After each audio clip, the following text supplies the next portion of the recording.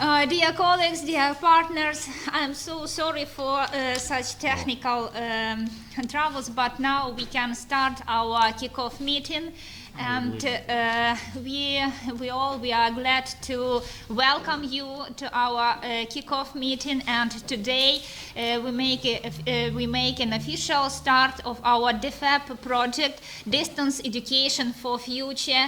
Best practices of you for response of modern seekers of higher education and labor markets.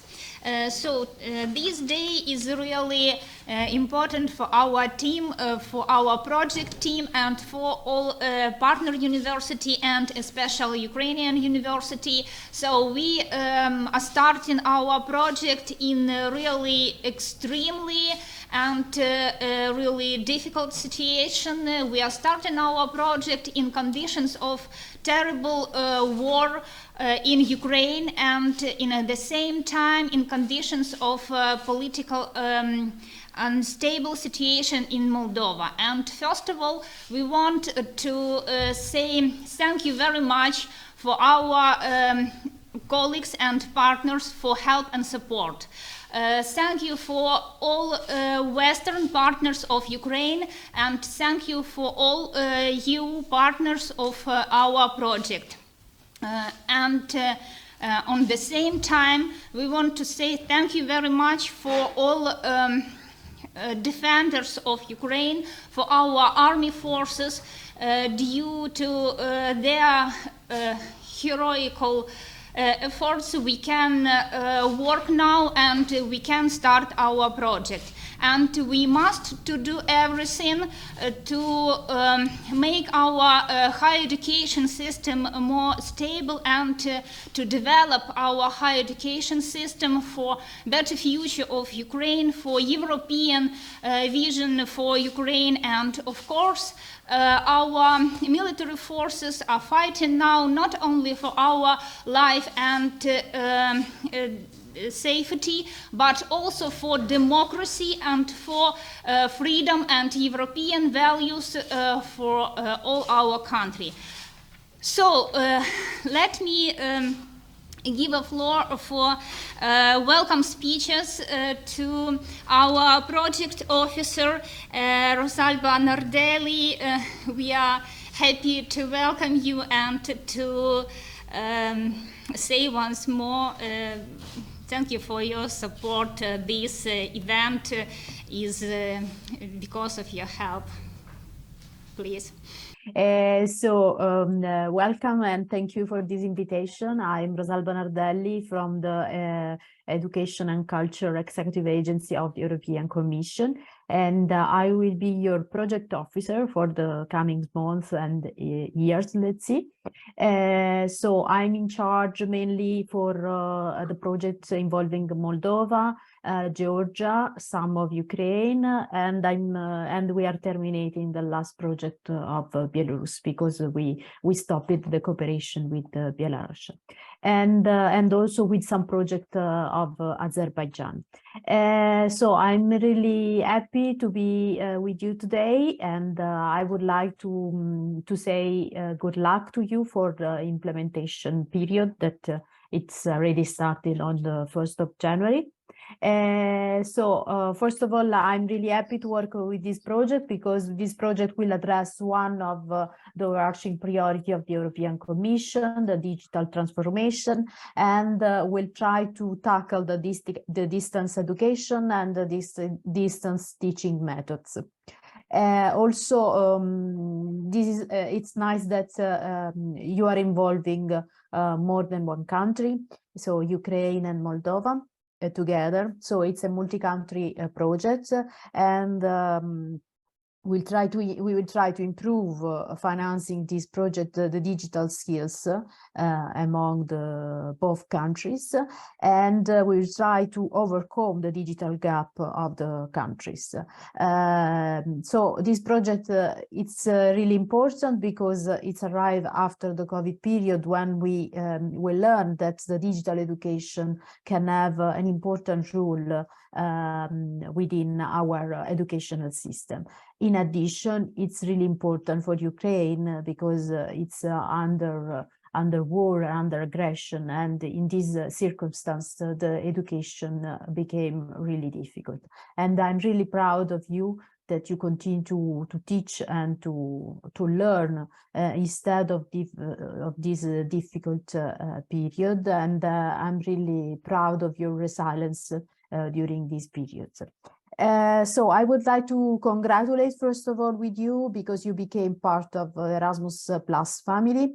So we have a newcomer as a coordinator, and also, so you are among the 150 proposals that have been granted for funding, among 620 proposals that applied last year. So you need to be proud of yourself because you make it through. And so, as I said, we will go through a new management method of the project because now the agency has completed the onboarding on the new system grants. So we will have a periodic monitoring of your project and a continuous monitoring. In this way, we will try to monitor the action that is implemented properly. And the progress of action, it will be monitored with the deliverables, milestone, and output with the update on critical risk and indicator, as well as you need to grant communication, dissemination, and visibility of the funding. So we will go through then 36 months. We will work together for 36 months. So you will have the first reporting period on next year, on June 2024, and then the last reporting period on the 31st December 2025. So the role of the coordinator is really important, and the role also of the project officer is really important. We will be at your side, and we will try to help you also with the new system. And we would like that you will disseminate the results within your country and also outside your country. We will work on the completion of the work package, and we will pay the second pre-financing after the end of the second reporting period. So for my side, that's it. If you have any problem or you encounter any problem, however, the grant agreement can be amended under justification. And also, if you have an unforeseen risk that will arise during the implementation period, you need to update also your risk tab. For me, it's all. I just would like to congratulate and to wish you a good luck for the implementation period in the next coming months. I know, and the agency knows, that Ukraine and Moldova, they are working under difficult situation, in particular Ukraine, but also now also Moldova has started to receive some high risk on the implementation. However, we are on your side to try to tackle this issue for what is on our possibility. And yes, I would like to wish you good luck for your implementation. Thank you.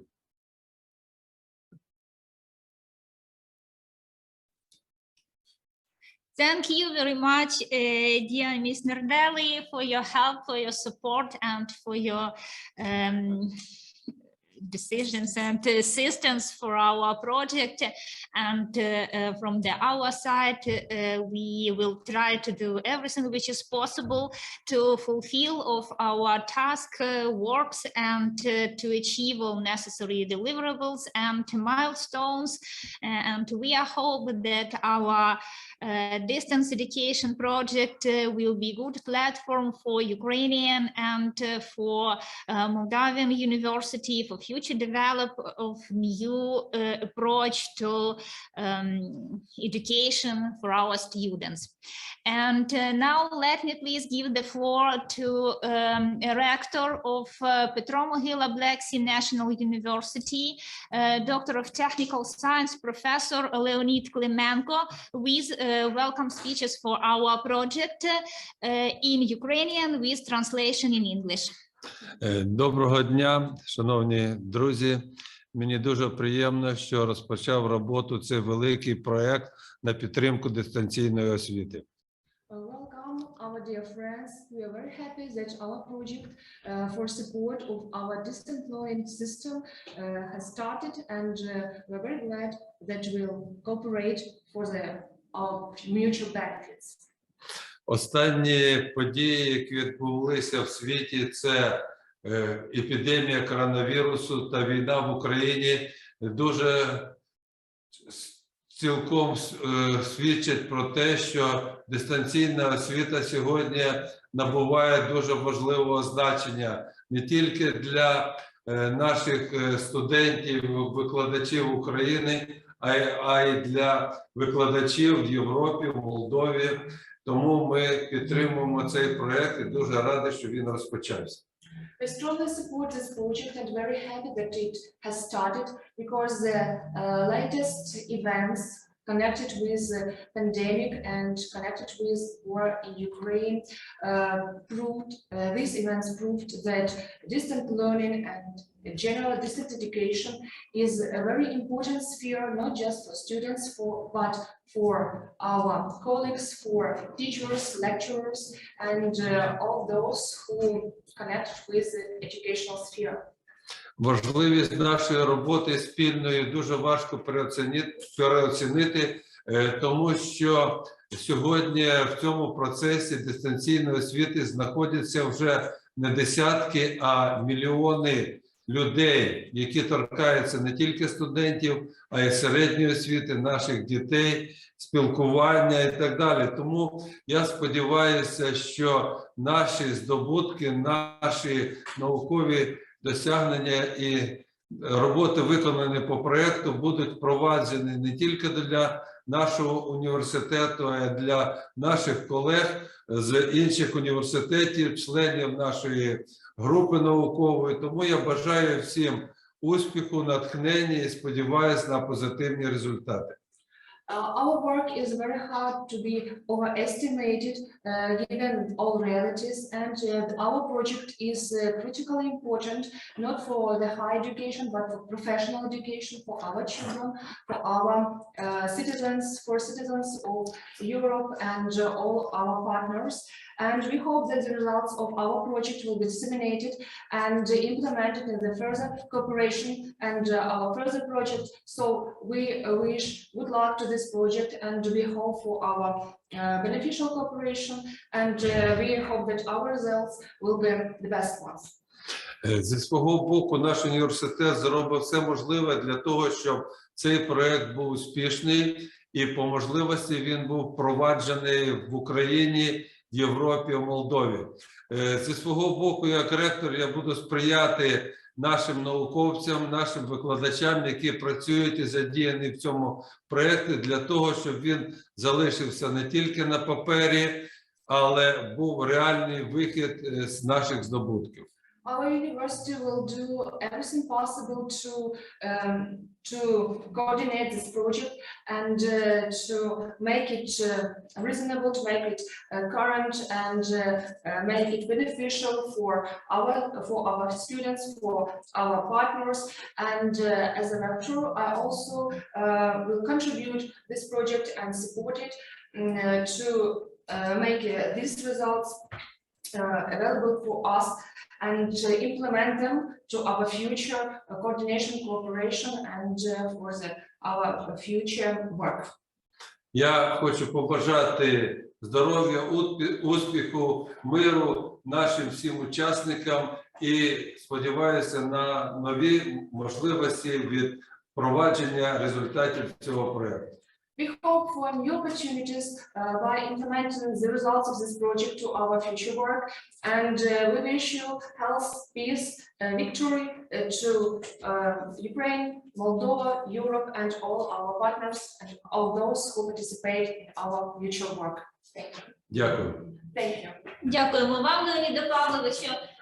We are thankful for our rector and for Petro National University for the ability to realize such project in this situation and for the support. And really, this project is not only for one university and even not only for one country, because it's a really international project, and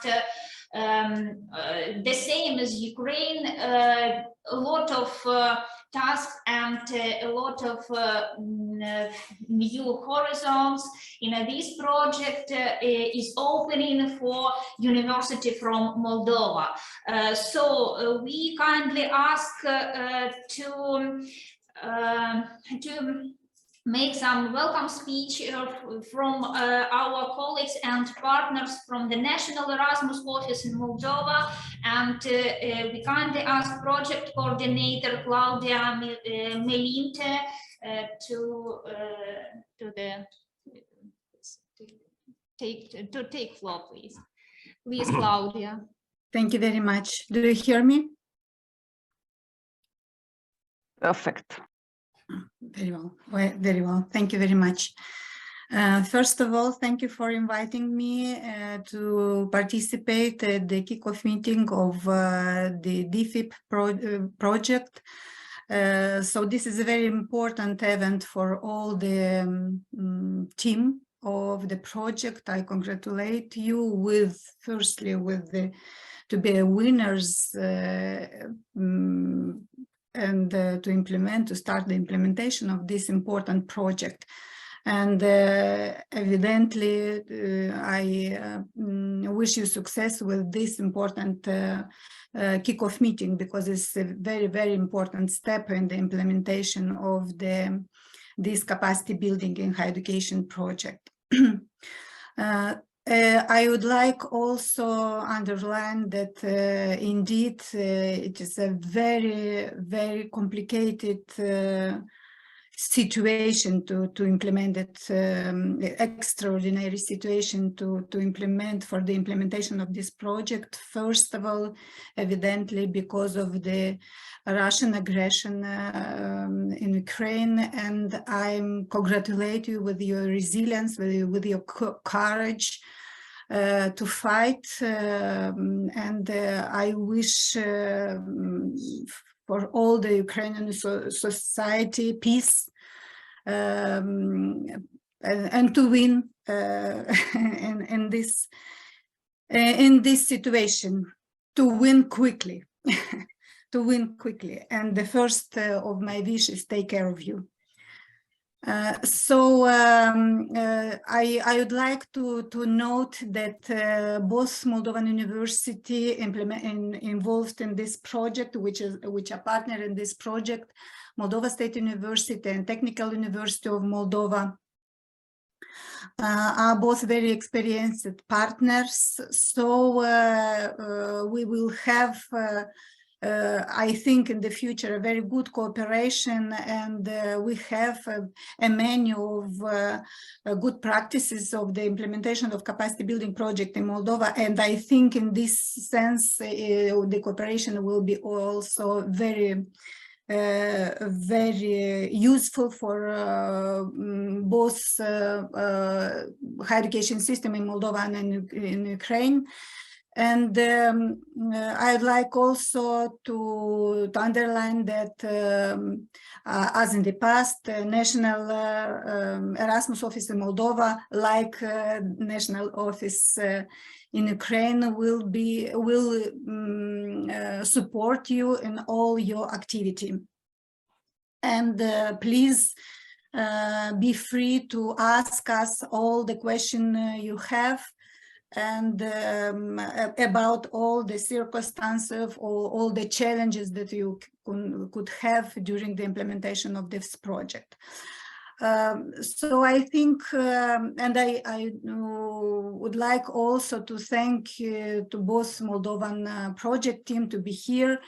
And I'm sure that the cooperation during this project implementation will be very, very good, like in another consortium during the other project implementation.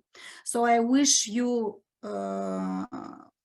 good implementation of the project, good cooperation, and Slava Ukraini. Героям слава. Thank you, dear Claudia. You really right. We have to fight up to our victory, and we have to rebuild and to develop our country, our economy, and our higher education system too. And of course, such program as Erasmus is really a huge support and a huge possibility to develop our education system in the better way, and in the way for future interest of our students and our young people. And in this way, we are not only one, we are together with our colleagues and partners from Erasmus office. And let me please give the floor to National Erasmus office in Ukraine, and Svitlana SHYTIKOVA, please. Thank you very much indeed, dear colleagues, dear partners. Hope the sound and video is okay. And cordial congratulations and welcome to the Erasmus community on behalf of our team, National Erasmus Plus Office Ukraine, all Ukrainian Erasmus Plus and former Tempus family. And so we know that among the partners, there are also partners from Tempus, and we welcome them to strengthen the cooperation now within Erasmus Plus community.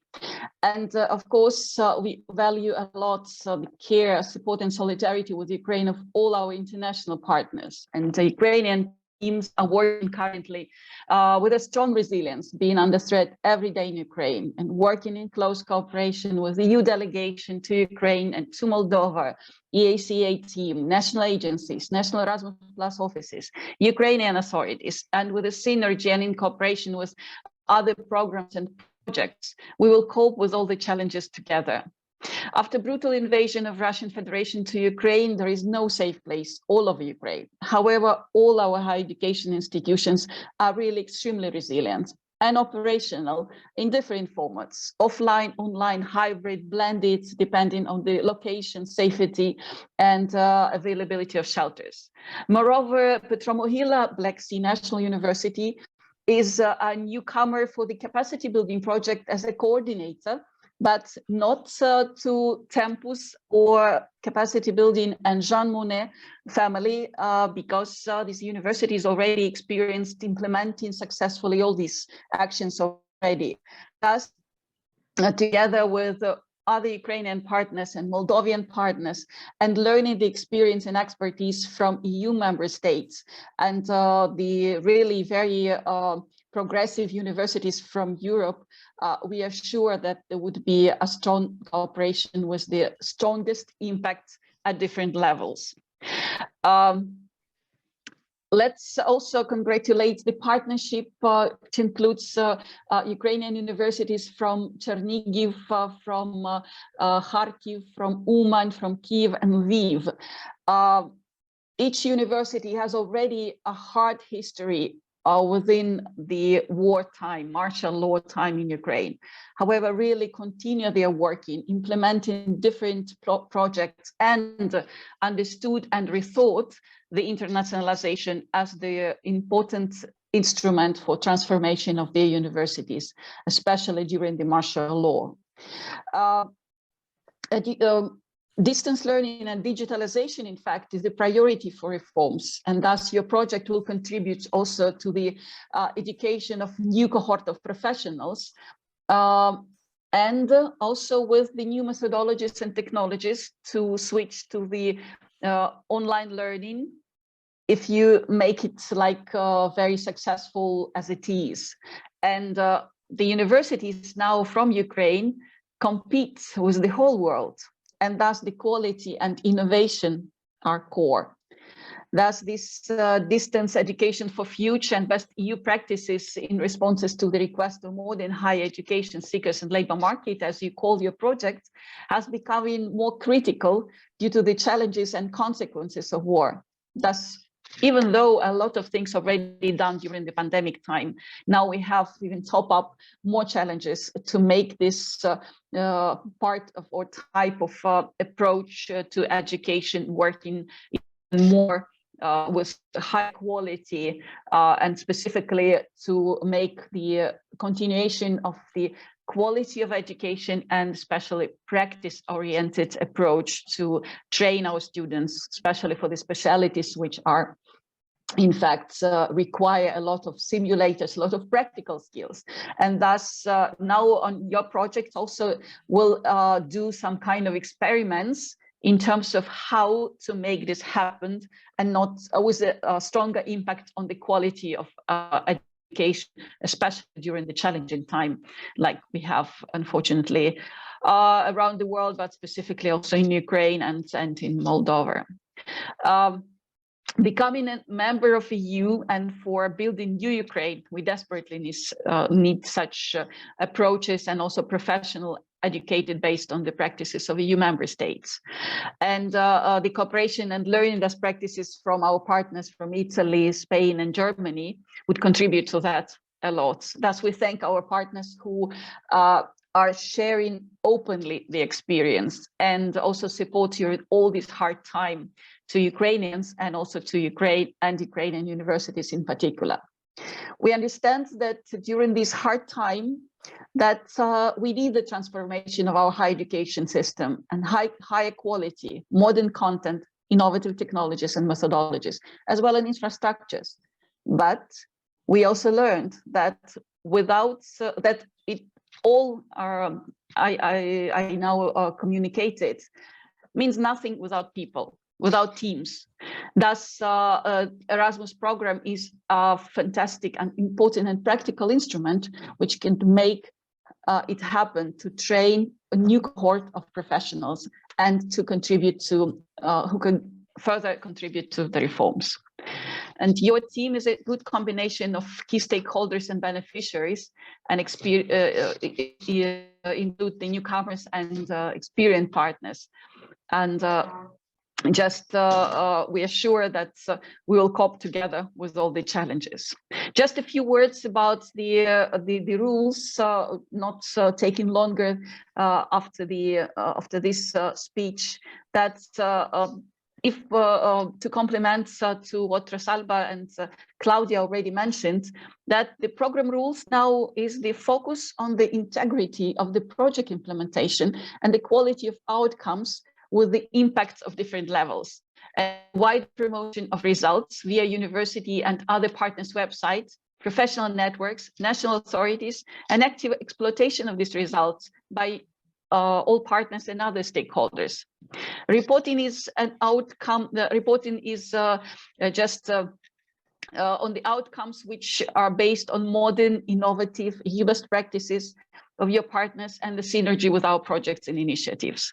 You got more flexibility and accountability for the internal regulation and cooperation mode agreed between partners based on the institutional cooperation, not individual.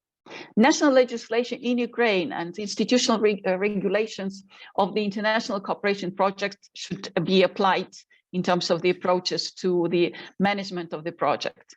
All reporting documents are kept according to the national legislation. So it means that the flexibility of the projects and simplification of it is made to adjust that each country has its national specifics. So these specifics, I mean, on the accounting and funding rules. So these specifics are applied, but within the framework of the project designed by you, by your consortium, and described in the grant agreement.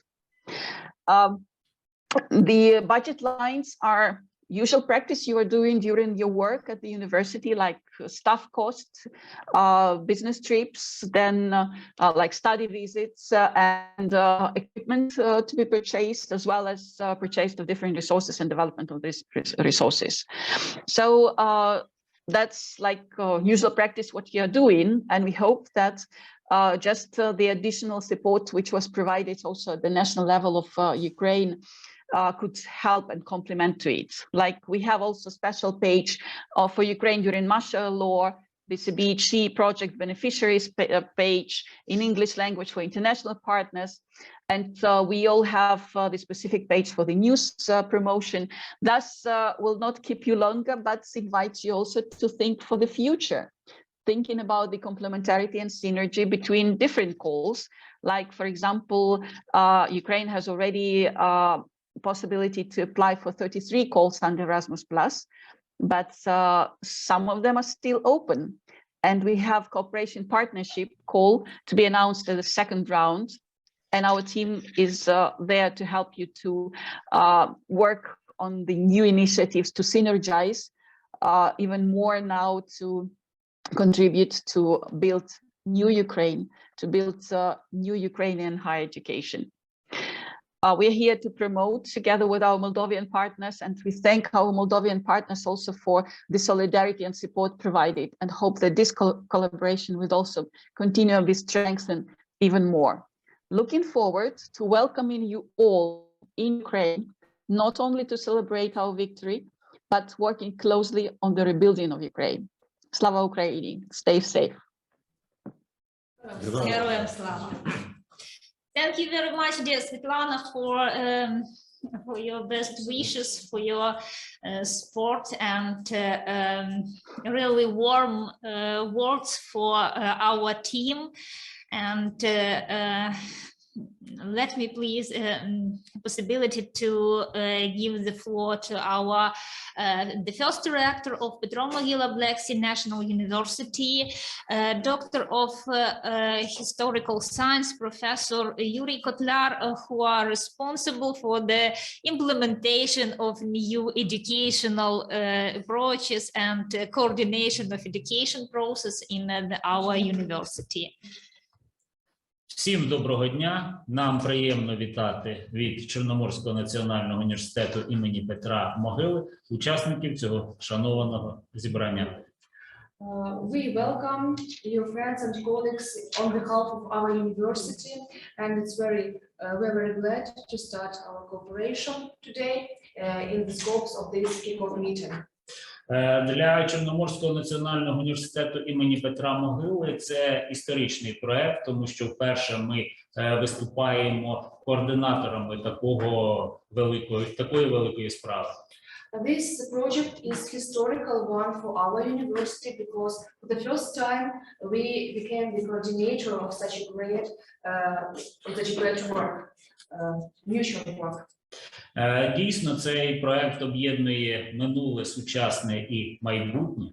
Indeed, this project unites past, today's events and the future. Тому що коли ми почали працювати над підготовкою цього проекту, на порядку денному стояла ковідна інфекція і необхідність впроваджувати дистанційну систему освіти. Well, when we started to work in the direction of such a project, there were events connected with coronavirus infection, and now we know new realities were, and we go on working to overcome these problems and to improve our educational system. Коли почалося відзначення, хто стане керівником даного проекту і переможцем даного проекту, у нас вже ситуація стала набагато складніша, тому що почалася активна фаза російсько-української війни. At the moment when it was decided who should become the coordinator of this project, the situation in Ukraine became harder, and the hot phase of the war began. І дистанційна освіта стала для нас не просто необхідною, а життєво необхідною, так як весь навчальний процес перейшов на дистанційну систему. So the distant learning became not just important, but inevitable, very significant process that helped us to go on studying process. Незважаючи на те, що війна продовжується, ми думаємо про майбутнє. Despite that war takes place and it goes on, we think about our future.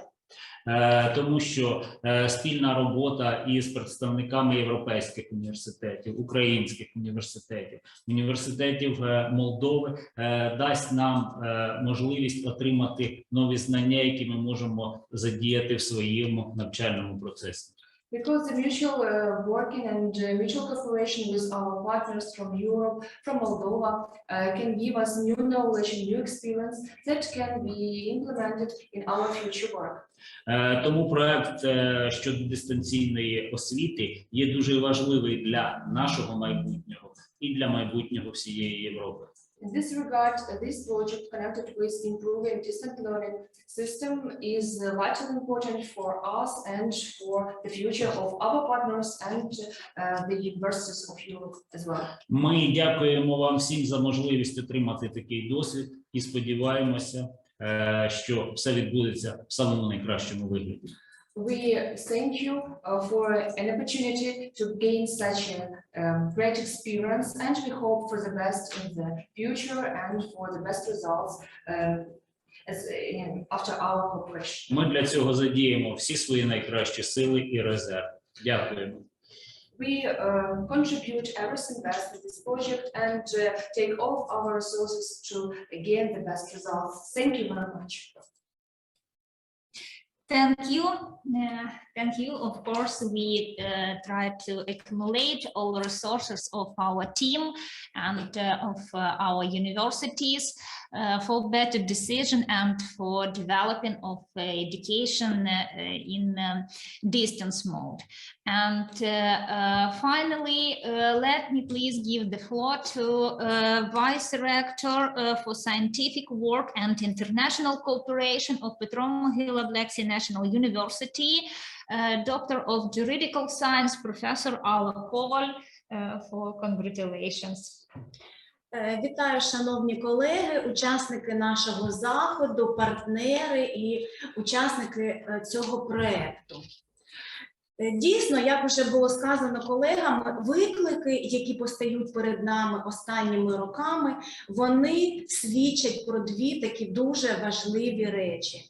По-перше, це те, що криза, колапс, війна – це не привід зупинятися і опускати руки, а навпаки, це можливість для подальшого розвитку і втілення інноваційних рішень. I welcome your friends and colleagues. Yes, sure, the challenges we have faced in recent years demonstrate two things. And first, it's a crisis and collapse are an occasion for further development. We shouldn't give up, we should work, and we should develop our cooperation for the future and search the innovation solutions. І, по-друге, такий висновок нам диктує саме життя, що протистояти будь-яким проблемам і викликам самотужки вкрай важко. І тому дуже важливо консолідувати зусилля і об'єднуватися для досягнення спільних цілей. У такий час підтримка партнерів, вона є надзвичайно важливою. And secondly, it is extremely difficult to face the problem, not to face the problem alone. It's difficult to face them, and we need to consolidate our efforts and unite to achieve common goals.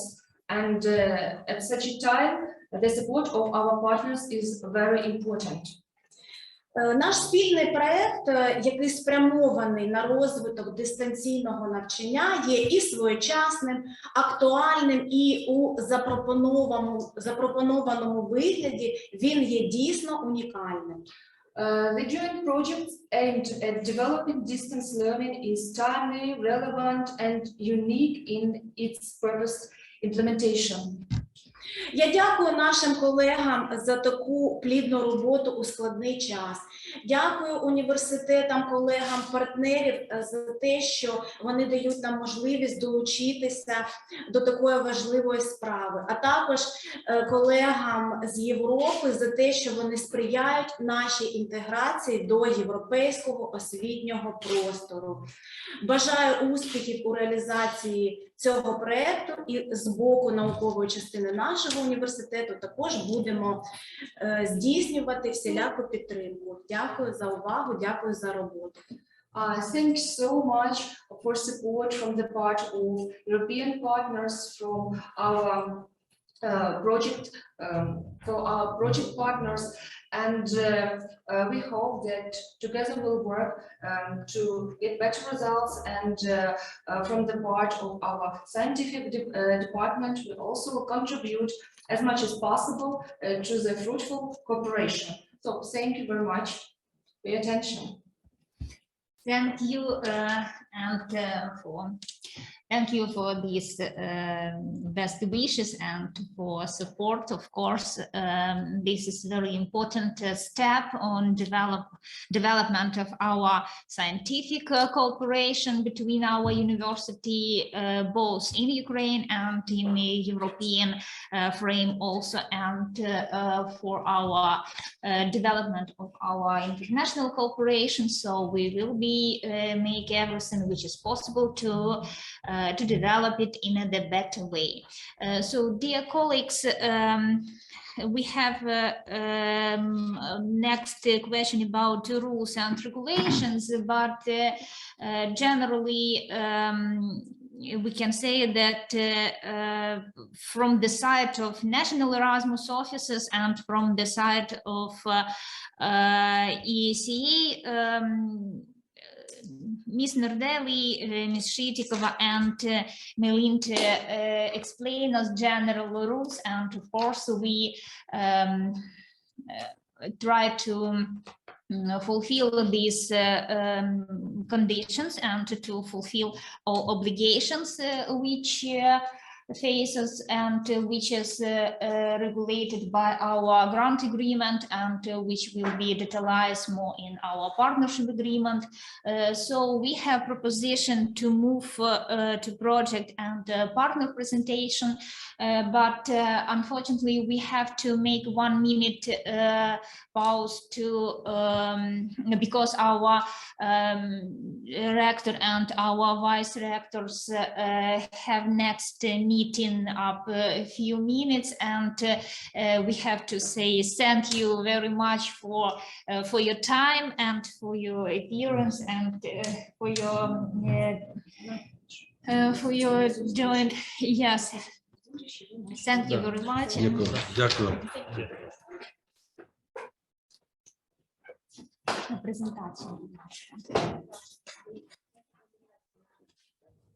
Yes, and we try to share our presentation, and we will move to the next part of our meeting.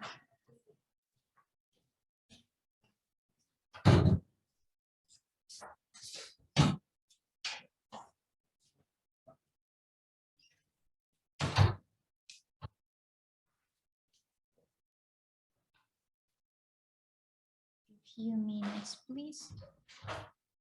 Yes, can you?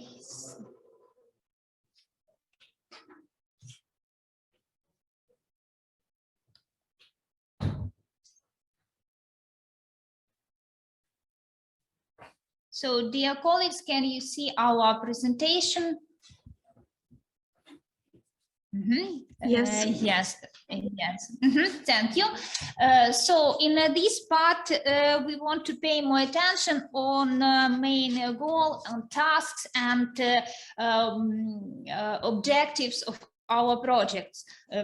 So distance education for future. What does we mean when develop this idea? I'm sorry, just a second.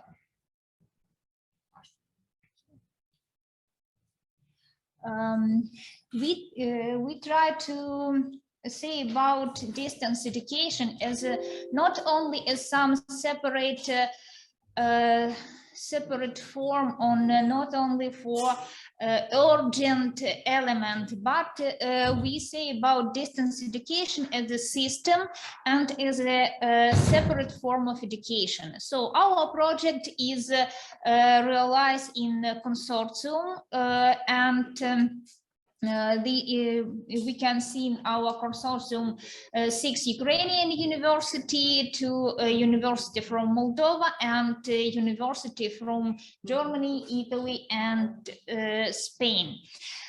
So our project aim.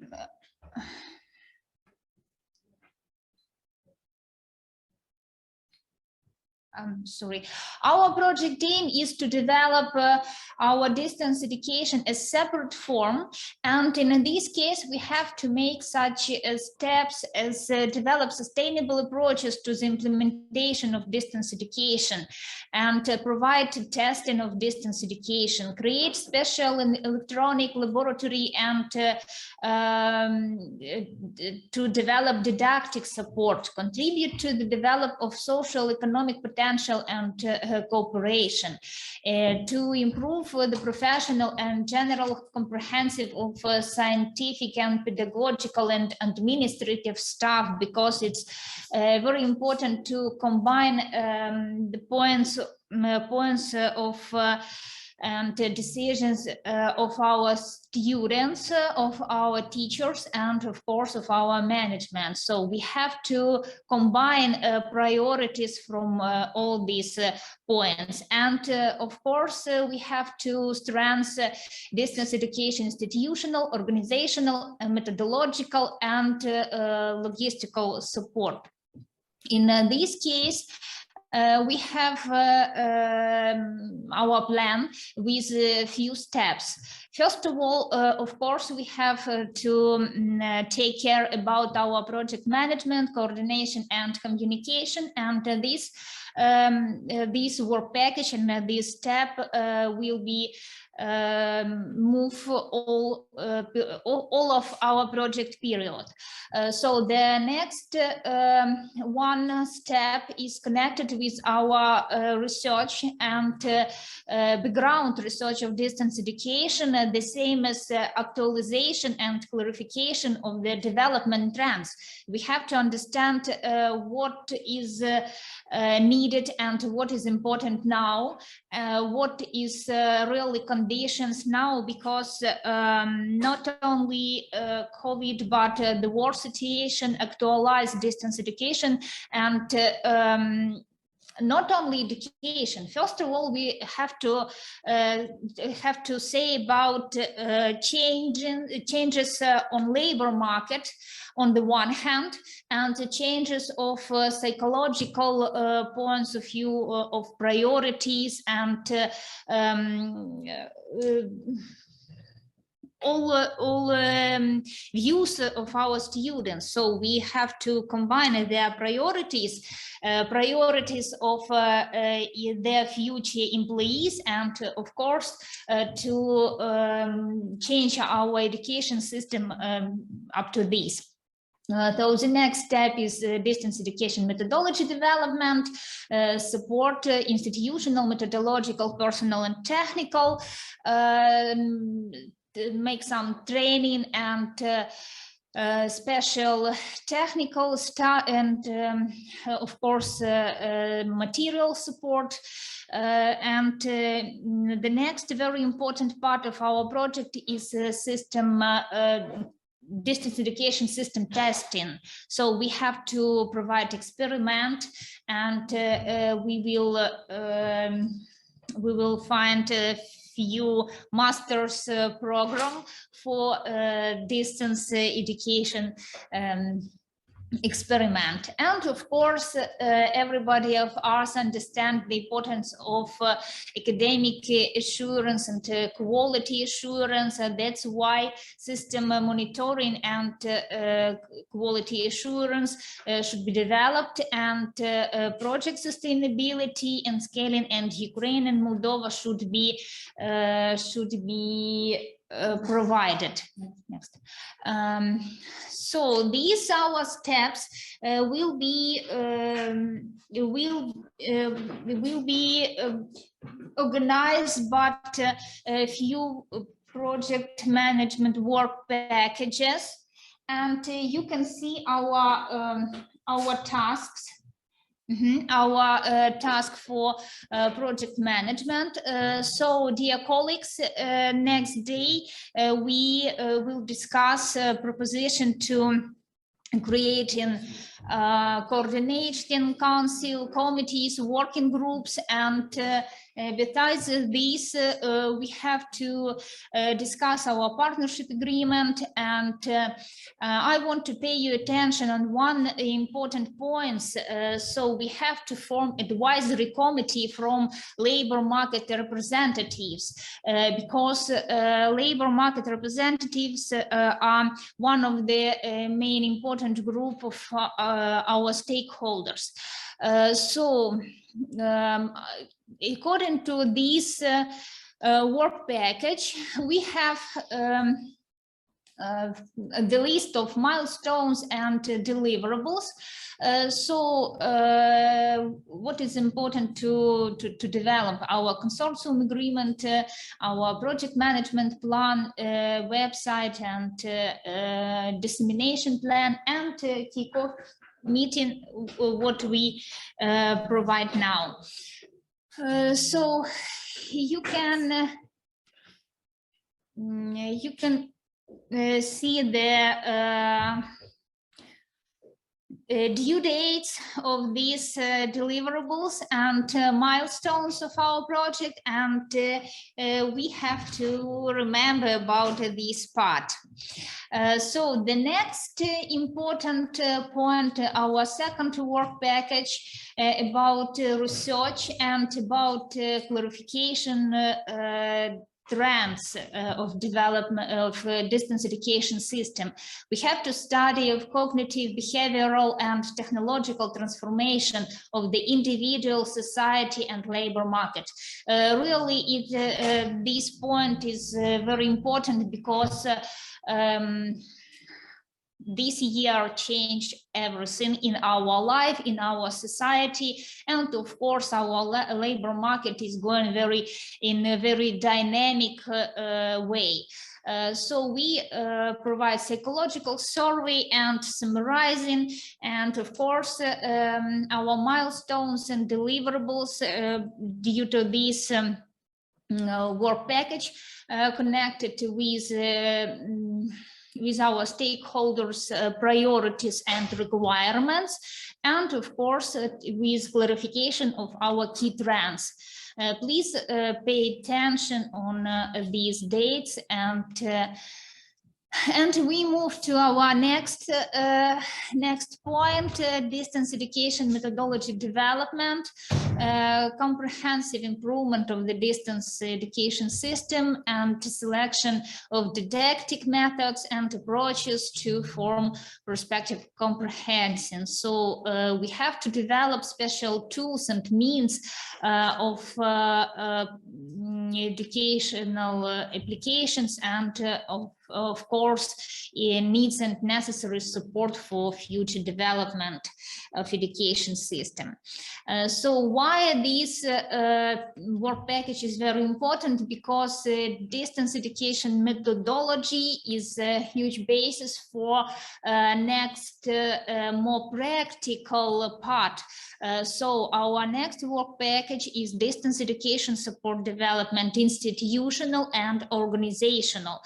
So we have to develop a typical model of organizational structure, of some package of standards of distance education, and some standard model of organizational structure, because we say about distance education system not only as urgent element in higher education institutions, but we are aimed on distance education as a separate form, which is very necessary in current situation.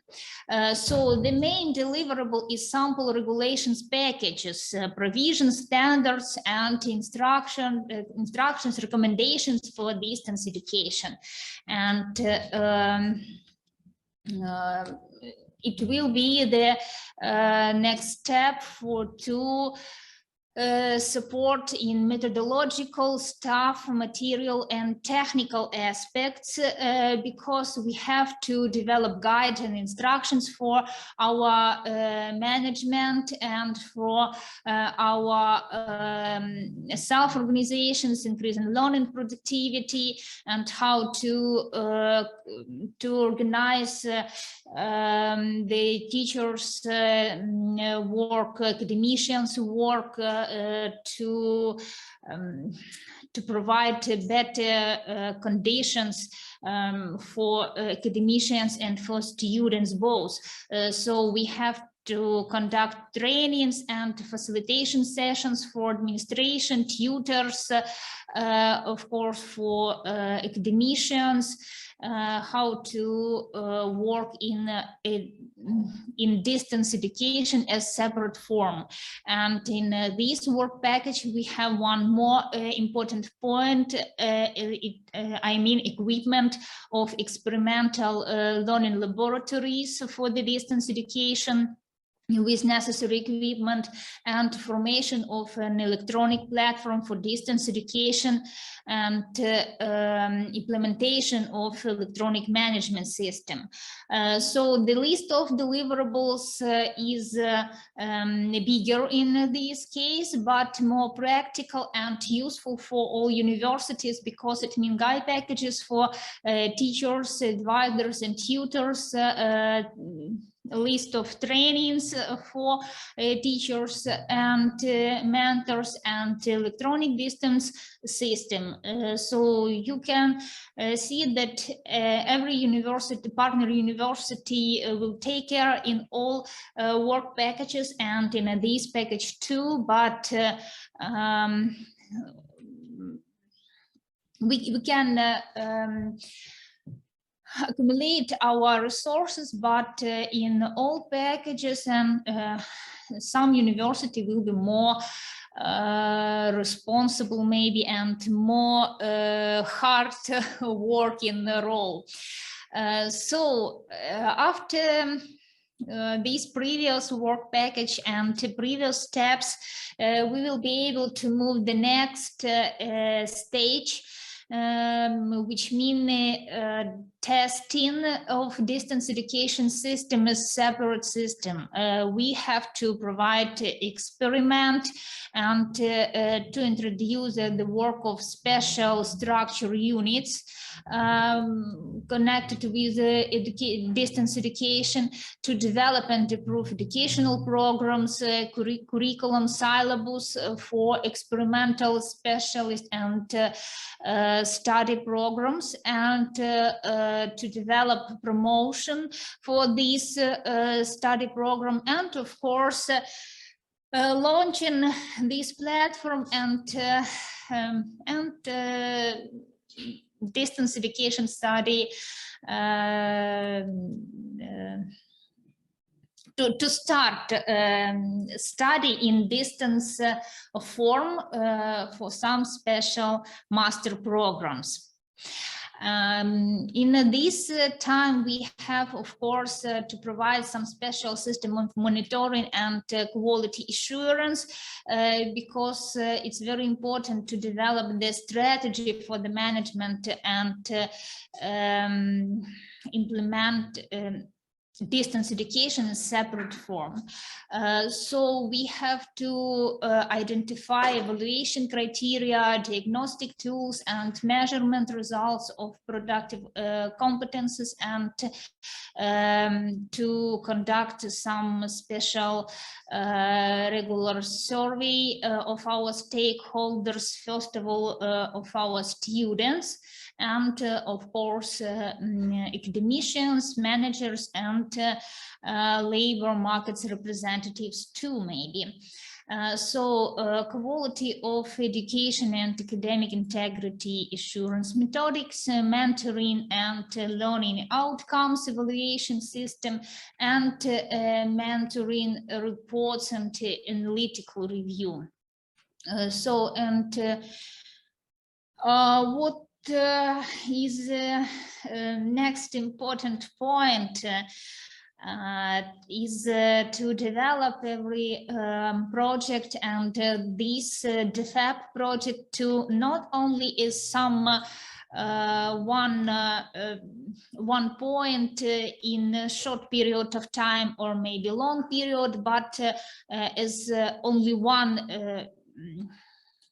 separate project. Yes, it's very important to make every project sustainable, to create some next steps and new sprints, fruitful sprints from this project. That's why we propose pay attention on project sustainability and scaling in Ukraine and Moldova. Of course, it's very useful because now changes and future abilities give us the floor to develop our ideas and maybe to develop some proposals for the revisions of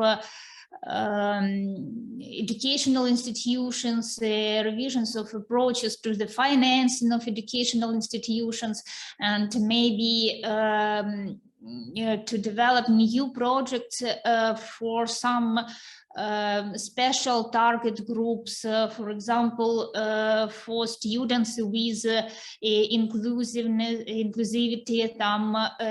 maybe not only young students, but for older persons, for veterans, and for temporary moved persons.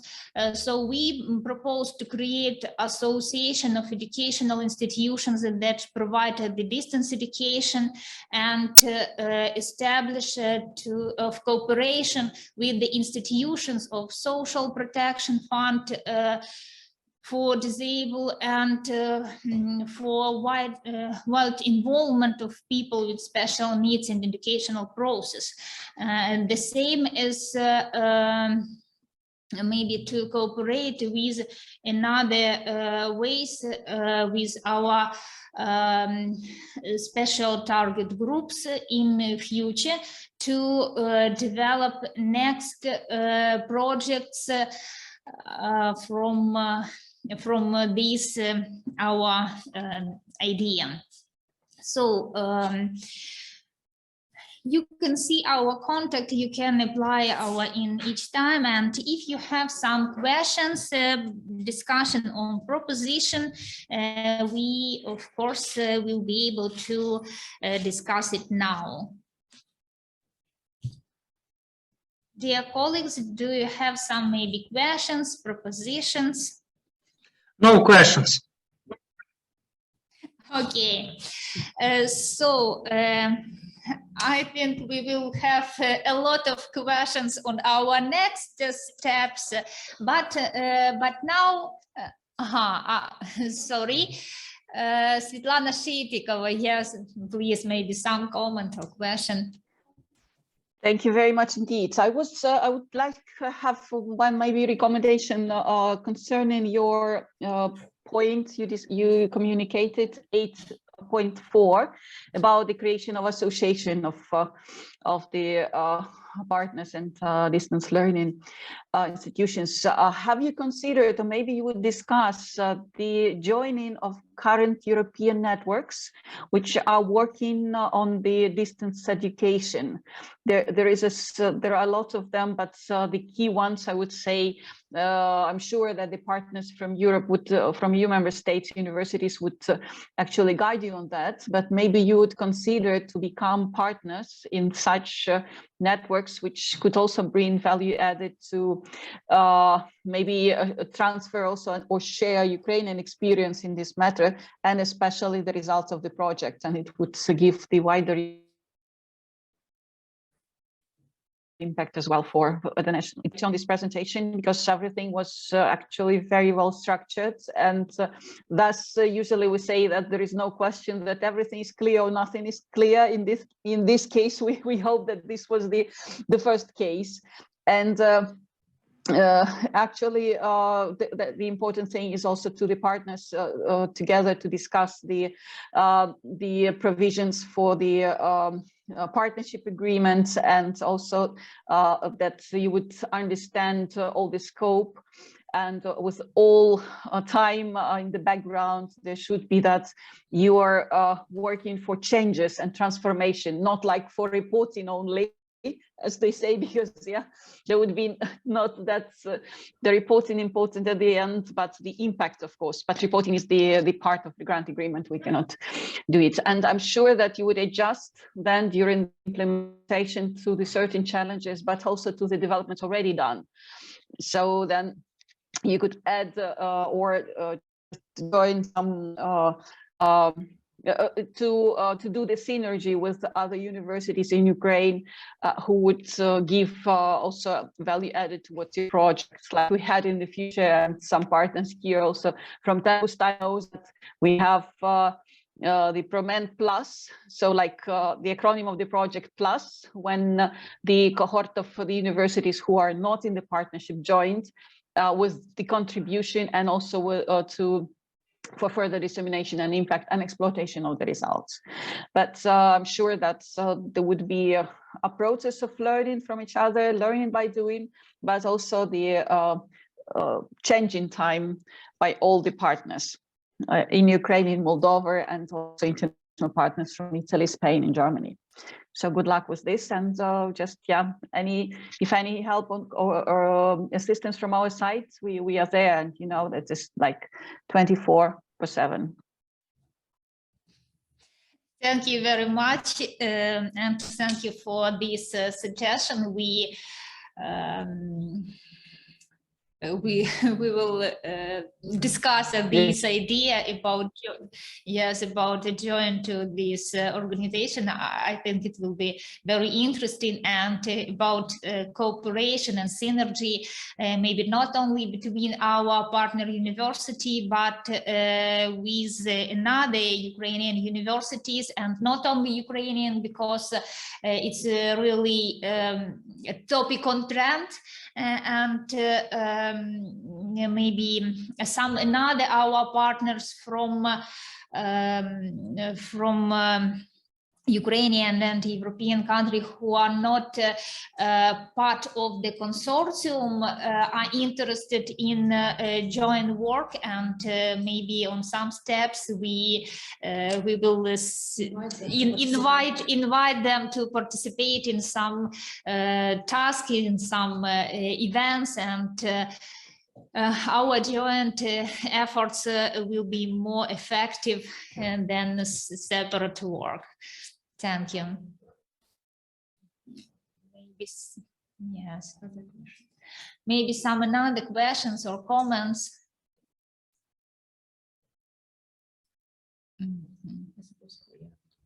So maybe everything is clear, and we can move to partner presentation, and let me say a few words about coordinator, about our Petro Mohyla Black Sea National University, few words, and about our experience, our previous experience of distance work, and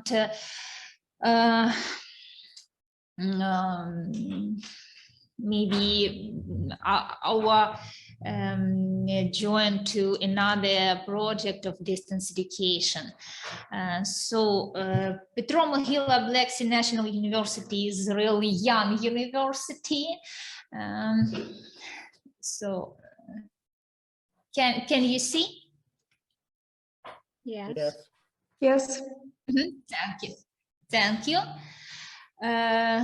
So we are really young, and in 1996 we was the branch of Kyiv Mohyla Academy, and in 2016 we had obtained a status of national university. For this short period of time, our university changed a lot of points in work, in internationalization work, in educational programs, in equipment points.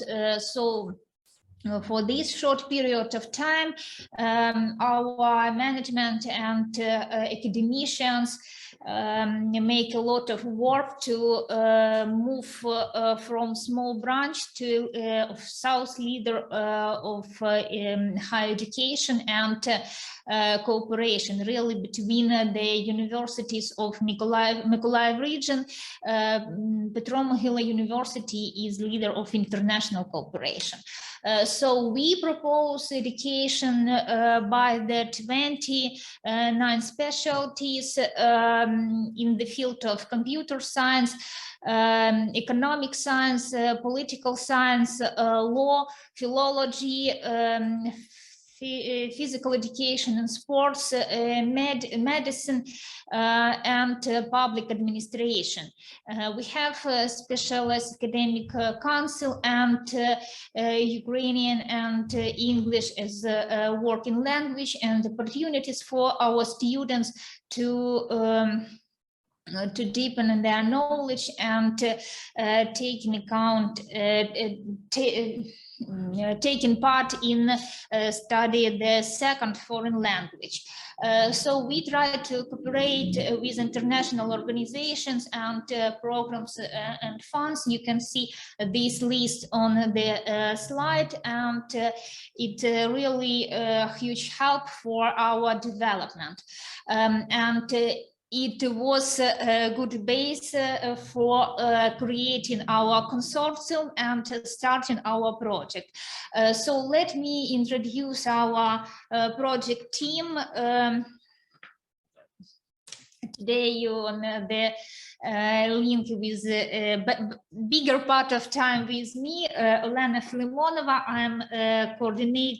I have previous experience in administrative work and in academician work too, so coordination of some public initiatives with our students. Natalia Ishchenko, project manager, former first vice-rector of our university, has strong experience in organization of educational process, team building and managing. Alina Ilovcheva, former head of International Relations Office and a participant of various international projects, including a few ways of Erasmus. So Professor Alexander Prankevich, junior expert, being Dean of the Philology faculty, he was actually who inspired and develop international relations of our university. Alina Mozulevska, a huge researcher, is coordinator of students' professional training, academic exchange, and especially with Association France-Ukraine program and Germany program, and she is very active in international projects. Angela Boyko, Dean of the Faculty of Computer Science, which has experience, indeed this faculty has experience in Tempus project and in our in our project experiment in Petro Mohyla Black Sea National University will be held by the Faculty of Computer Science. So she, Angela has a great experience in building successful cooperation with national and international stakeholders, and especially with labor markets representatives. And Любов Dranus actively promoting distance education methods in educational process and perfect manager, and he's responsible for a lot of versions in our team. So if we say about previous experience of distance education in Petro Mohyla National University, despite our university doesn't conduct distance education as separate form. We have only experienced distance education as urgent form, but as a response to the need of part-time students in the placement of study materials together with necessary and to have unified communication channels between students and teachers. In 2017, it was decision made to deploy the Moodle platform as mandatory in education process, firstly for part-time students, and in the next step for full-time students too. So the Moodle deployment was not quite easy in general, reasonable, and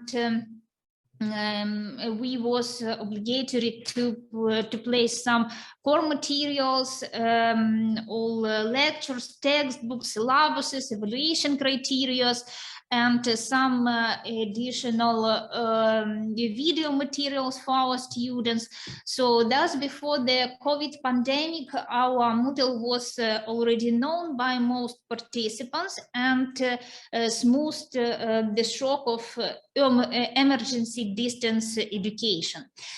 So now all educational components for all study programs, including courses, term papers, diplomas, and final attestations for all students, bachelor's, master's, PhD, both full and part-time, are placed there.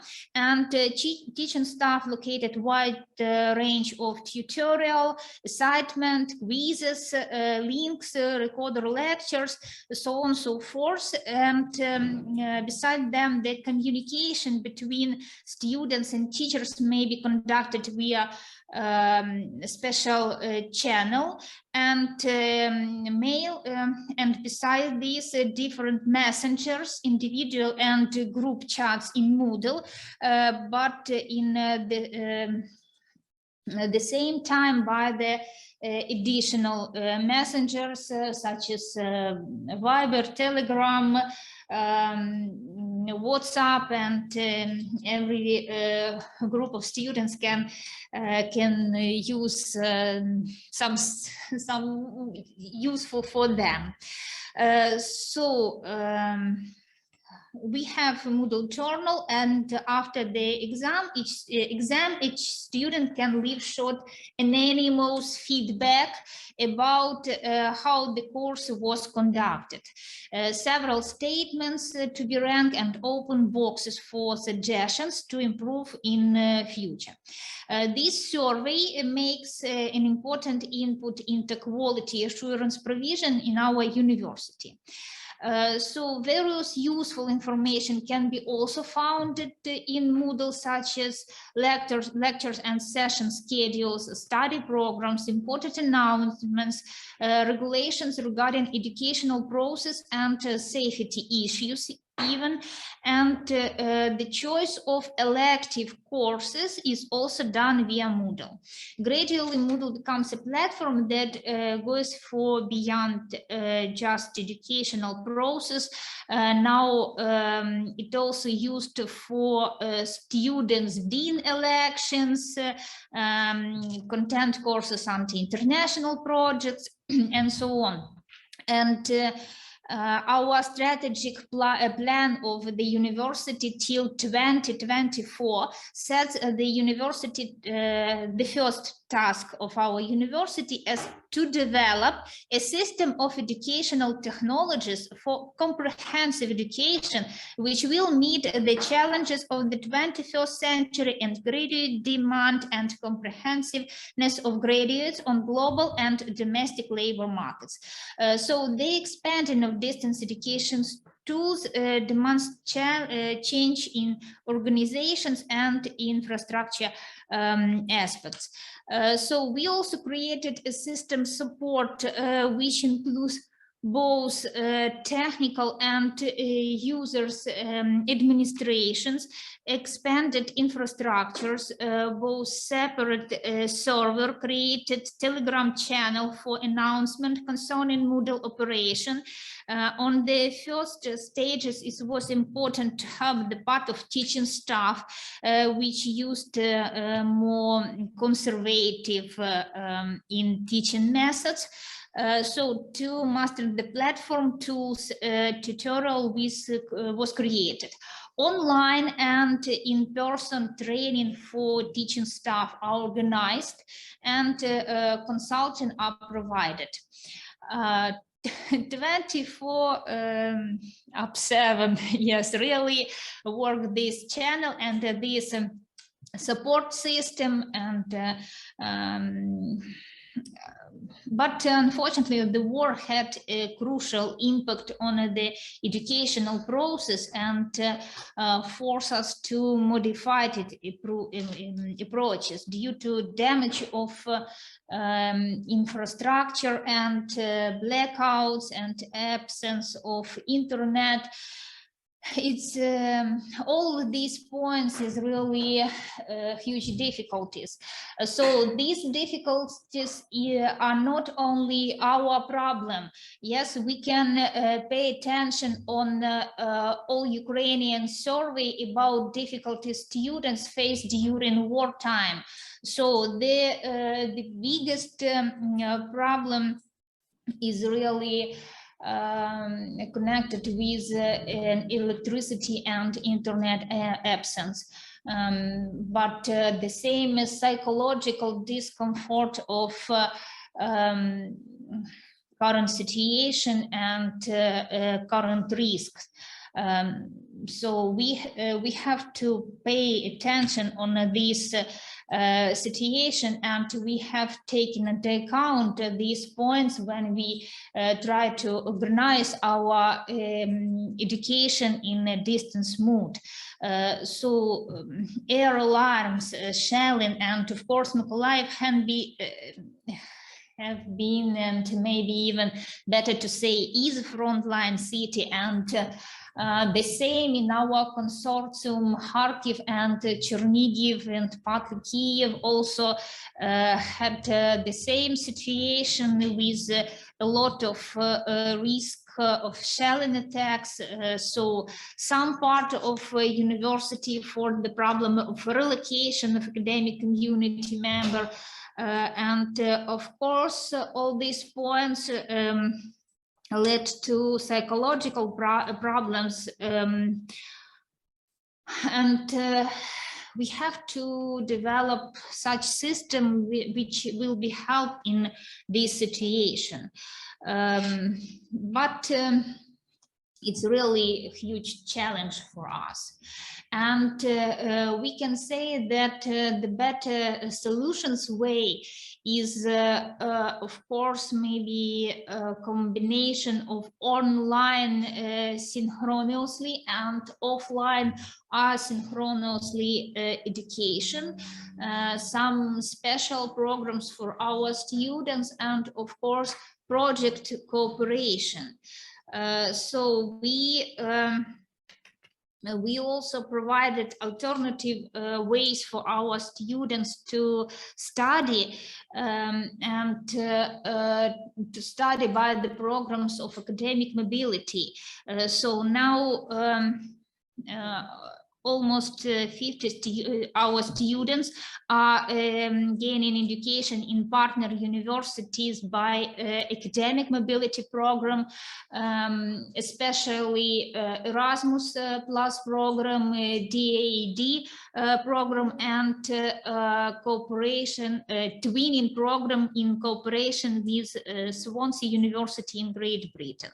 So we are also involved in the range of projects such as the Ukrainian global faculty and I want to pay your attention on the project Study Bridge. It's a project based on a long collaboration between our university with Saarland University and DED program, including research, co-organizations of workshop conferences and co-teaching master courses.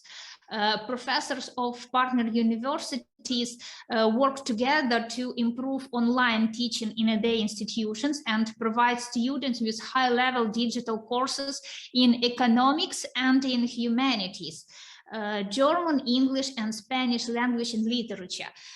Borderland Stories project stipulates 4 months digital media schools for Saarland and Petro Mohyla Black Sea University students aimed at an international online group project about border issues in Europe. And we are also proud to participate in the Erasmus project, which will help to find better decision for development of education and digitalization of education. And if in this case, we believe that together we will find the most effective way to bring distance learning and to move it up to a new level and better level of quality and interestness for students and usefulness for labor market. So thank you for attention. In case of such question, we can discuss it now.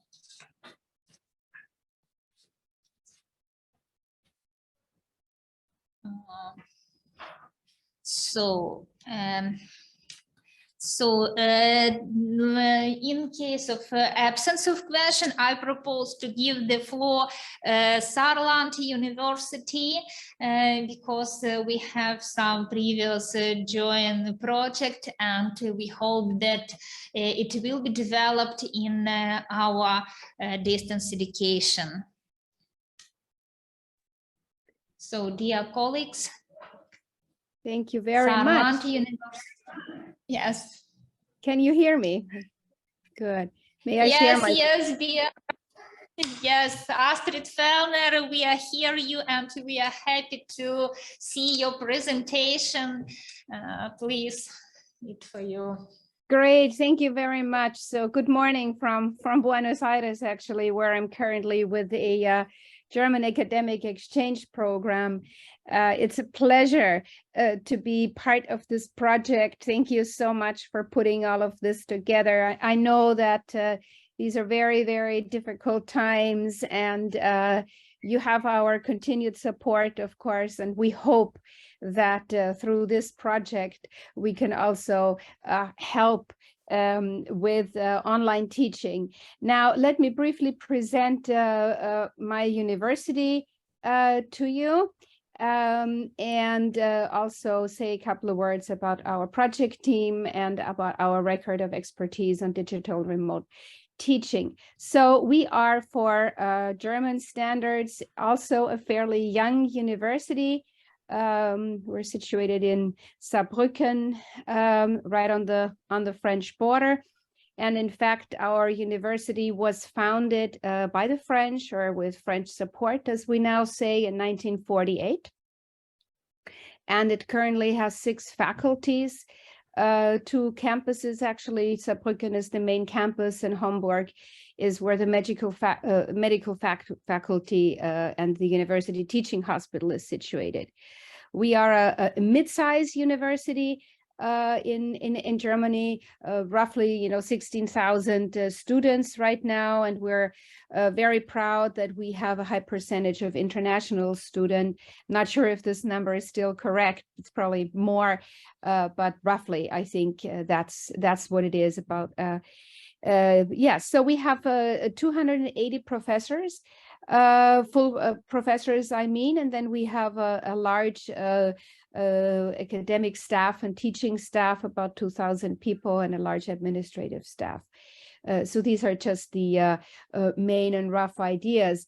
I have a slide here on teaching because I wanted to include an approximate number of all the different BA and MA and postgraduate training programs and state examination programs. So as you can see, we have actually quite a lot of bachelor's programs, more than 60. I counted them yesterday, and also more than 60 master's programs. What we think is unique in Germany is that we have more than 20 international degree programs, which means that we have double and triple degree qualifications. And we have one joint MA program. That's the one in border studies. That's a program that we have with 3 other universities in 3 other countries. So that is what we are working on, and we're trying to expand this because Saarland University is actually part of 2 university networks. One is the University of the Greater Region, a network of 7 universities within the Euro region of the so-called Greater Region, the so-called Saarland, Luxembourg, France, and Southern Belgium region. 7 universities collaborating on a series of projects and also doing joint programs. This is the joint border studies program, for instance, that I co-direct. And we are part of, and I'm sure the other European universities will have the same, part of the so-called European Alliance. This is also funded then by Erasmus Plus programs. And our alliance is called Transform for Europe, or short T4E. And we just applied for the second phase, which actually includes 7 or 8 other partners from the European Union. And actually, there is one Ukrainian university now also as a strategic partner.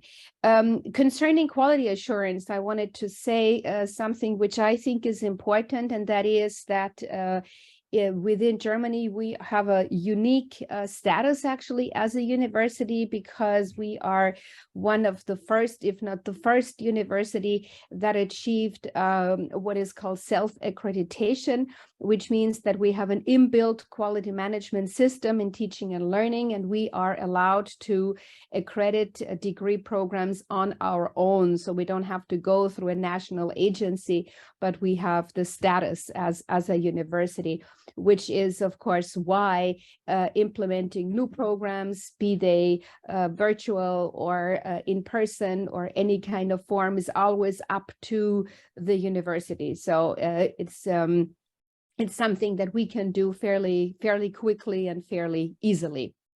Let me just say what our key areas are in terms of research, because we are a research institution and we have basically 3 focus areas, or 3 main areas. And informatics, I think, is by far the most important one where we also achieved excellent status.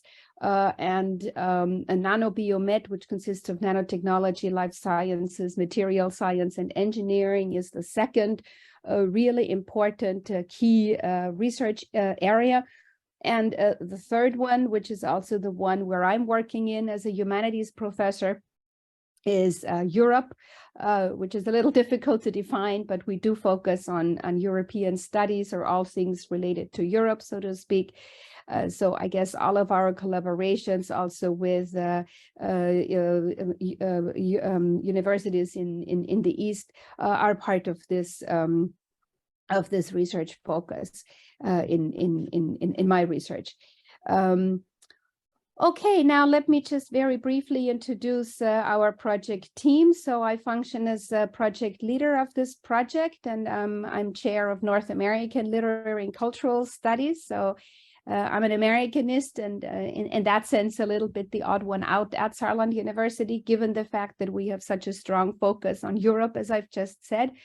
But I also am currently Dean of Studies, so I'm really at the moment involved in creating new study programs and also ensuring that our teaching, is working well. I have been Dean since I forget now, but at least for the last 3 years. So it was during the pandemic also that I had to supervise all of our virtual teaching.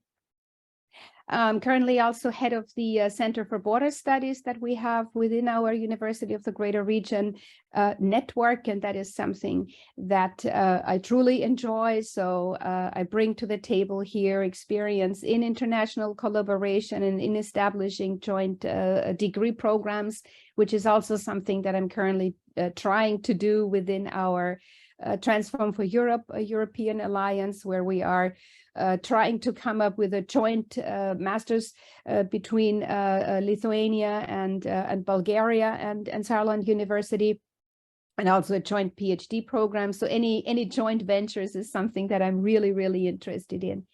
Yes, we have a long tradition of collaborating with Mykolaiv, and we recently just were, we'll come back to that, the recipient of the Saarland State Prize for University Teaching, that award. So that was like 2 weeks ago that we were giving this award together with Petro Mohyla National University, and we're very proud of that. Now, the members of my team here are or include Eva Nosem, who is the scientific coordinator of the Center for Border Studies, and she will work as a researcher or teacher, I think is the official Erasmus Plus category in this project.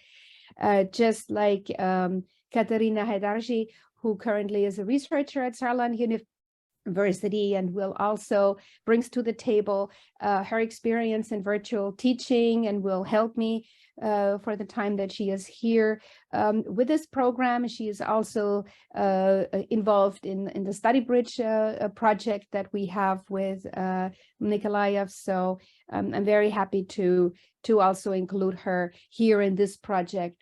And Tobias Schank, who is a member of another project that I have, is also part of our DEFEP project and is also very much looking forward to working with all of you.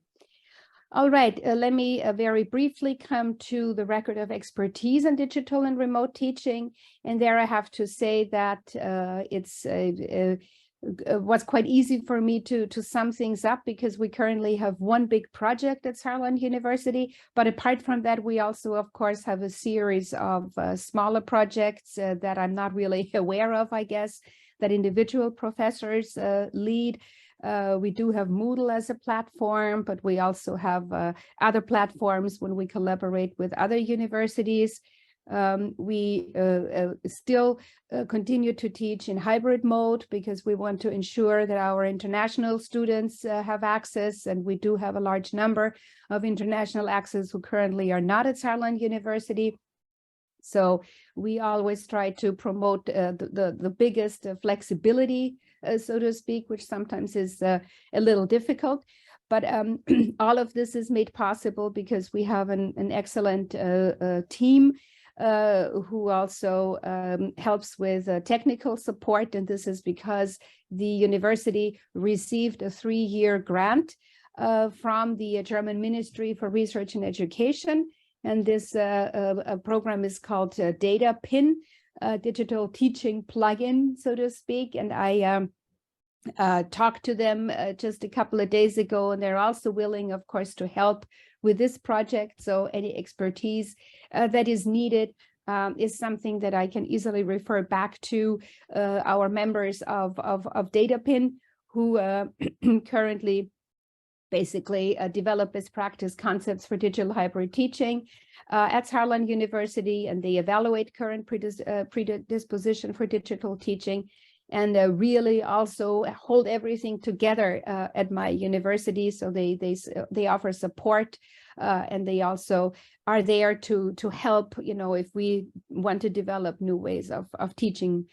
This is their They're kind of a 3-hub structure that they are in the process of developing, and they also fund projects. So I currently also just was given some money to work with ChatGPT, for instance, which is a new thing, of course, that is very important for all of us. And so when we come to these 3 hubs here, innovation, knowledge, and competence, you know, they also have specific calls where they kind of try to coordinate digital hybrid teaching. So for instance, now how do we manage to incorporate ChatGPT into our teaching? So it's a project that I was just given.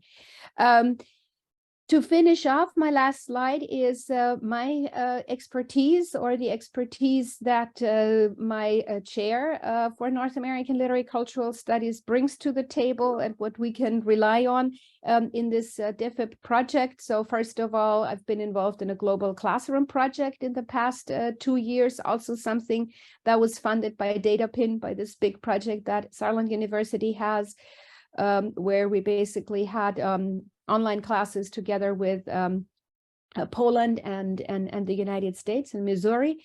Then the virtual media school that Olena just presented. And then I've had, you know, for the past 10 years, really a collaboration with the United States and transatlantic dialogues that we have extended, or that we will now extend to include Nikolaev and Lviv and Westchester University in Pennsylvania. And we will organize a spring school, which will actually happen in 2 weeks, where we will bring students together. So there will be a presence component, but the rest will also be taught in virtual way. And last but not least, the already mentioned Study Bridge project, which is a project in distance learning, and which will also, I think, provide new insights into how also our universities can collaborate even more closely, and also combine new innovative ideas. So that's it on my part. I thank you very much, and I'm looking forward to the other presentations. And once again, thank you so much for initiating this project and for having us part of it. We're very proud to be part of this. Thank you. Thank you very much, dear Astrid, for joining to this project and for your interesting experience and expertise in this project. And the same, I want to say one more thank you for solidarity and support for our university, for our best representatives of our university, and to whole Ukrainian students and academicians, because in this really difficult time for our country, your university and you personally really give us, raise us a hand of help, and it's very very important and valuable for us. Thank you very much. Thank you. It's a pleasure working with you. It really is. Thank you. Thank you. And I propose to move to our next partner presentation, and to give the floor to University Rey Juan Carlos from Spain, and project coordinator Jorge Latorre. So dear colleagues from Juan Carlos University, please, it's time for you. Good morning from Madrid.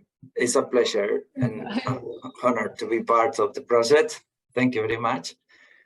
As you said, I'm Jorge Latorre, principal investigator and manager of the team of the Universidad Rey Juan Carlos, it's King Juan Carlos University. I would like to congratulate you for getting the project as a reality, and for all the effort and hard work you have done up until now. I am very glad to participate along with the team of the University Rey Juan Carlos in this kick-off meeting. As we don't have much time, I would like you to introduce my colleagues Ana Esther Santa Maria, here present, our historian, professor and investigator, and Professor Investigator Claire Cannon, coordinator of the team, who will explain to you about our university and the previous experience in distance education, mostly for the arts and humanities is our subject. Congratulations to Saarland University for all the good work on the subject. It's really impressive. And congratulations to Ukraine for keeping educational institutions operational. This is truly admirable. Thank you very much. And Claire Cannon have the word right now. Thank you, Jorge, and thank you to everybody, to Olena, to everybody for our participation in this meeting today. I'll move along quickly so that we don't hold up the rest of the procedure. And I will first of all just share the screen of our presentation. Okay, I believe that you can see the screen. Yes, we can see. Thank you. Okay, so yes, we are very, very honored to be part of this project, and we hope to be able to help in any way that we can, but especially also to learn, because to learn from your courage, from your resourcefulness, from everything that we're seeing come through in this project. So we are extremely grateful. So as part of the project to present the Universidad Rey Juan Carlos, essentially we are the most modern university in Spain. It's been referred to as, because we have 6 campuses in Madrid, as well as a very large virtual campus. We have 47,000 students and 2,500 staff with 1,570 professors. There are many international projects and exchanges. There's a strong focus on internationalization. And what's interesting is perhaps our motto, which is non nova sed nove, that our work, the work of teaching, is not new, but our way of working is new. So we're constantly looking to adapt and to innovate, above all in the methodologies that we use in order to achieve the same educational goals that the university has had since the beginning. We are particularly committed to the community, to working with the community. And so there's a lot of dialogue and interaction in all of the areas, all of where our seeds of the university are, and also all of our projects. We also have a strong commitment to working with the professional world to make sure that the degrees and the education that we offer has a very real dialogue with the working world and what the students will do after they finish university, as well as a particular focus on society and culture and how we contribute to help people understand the past, the present, and the future, and the impact of culture and learning on culture, and how we try to create an awareness of the value of culture. So we have been offering online and blended learning degrees since 2005, and a little more recently than that, there was a new Center for Education in Digital Innovation that was created in order to further develop the education online and the innovation and quality in this online education.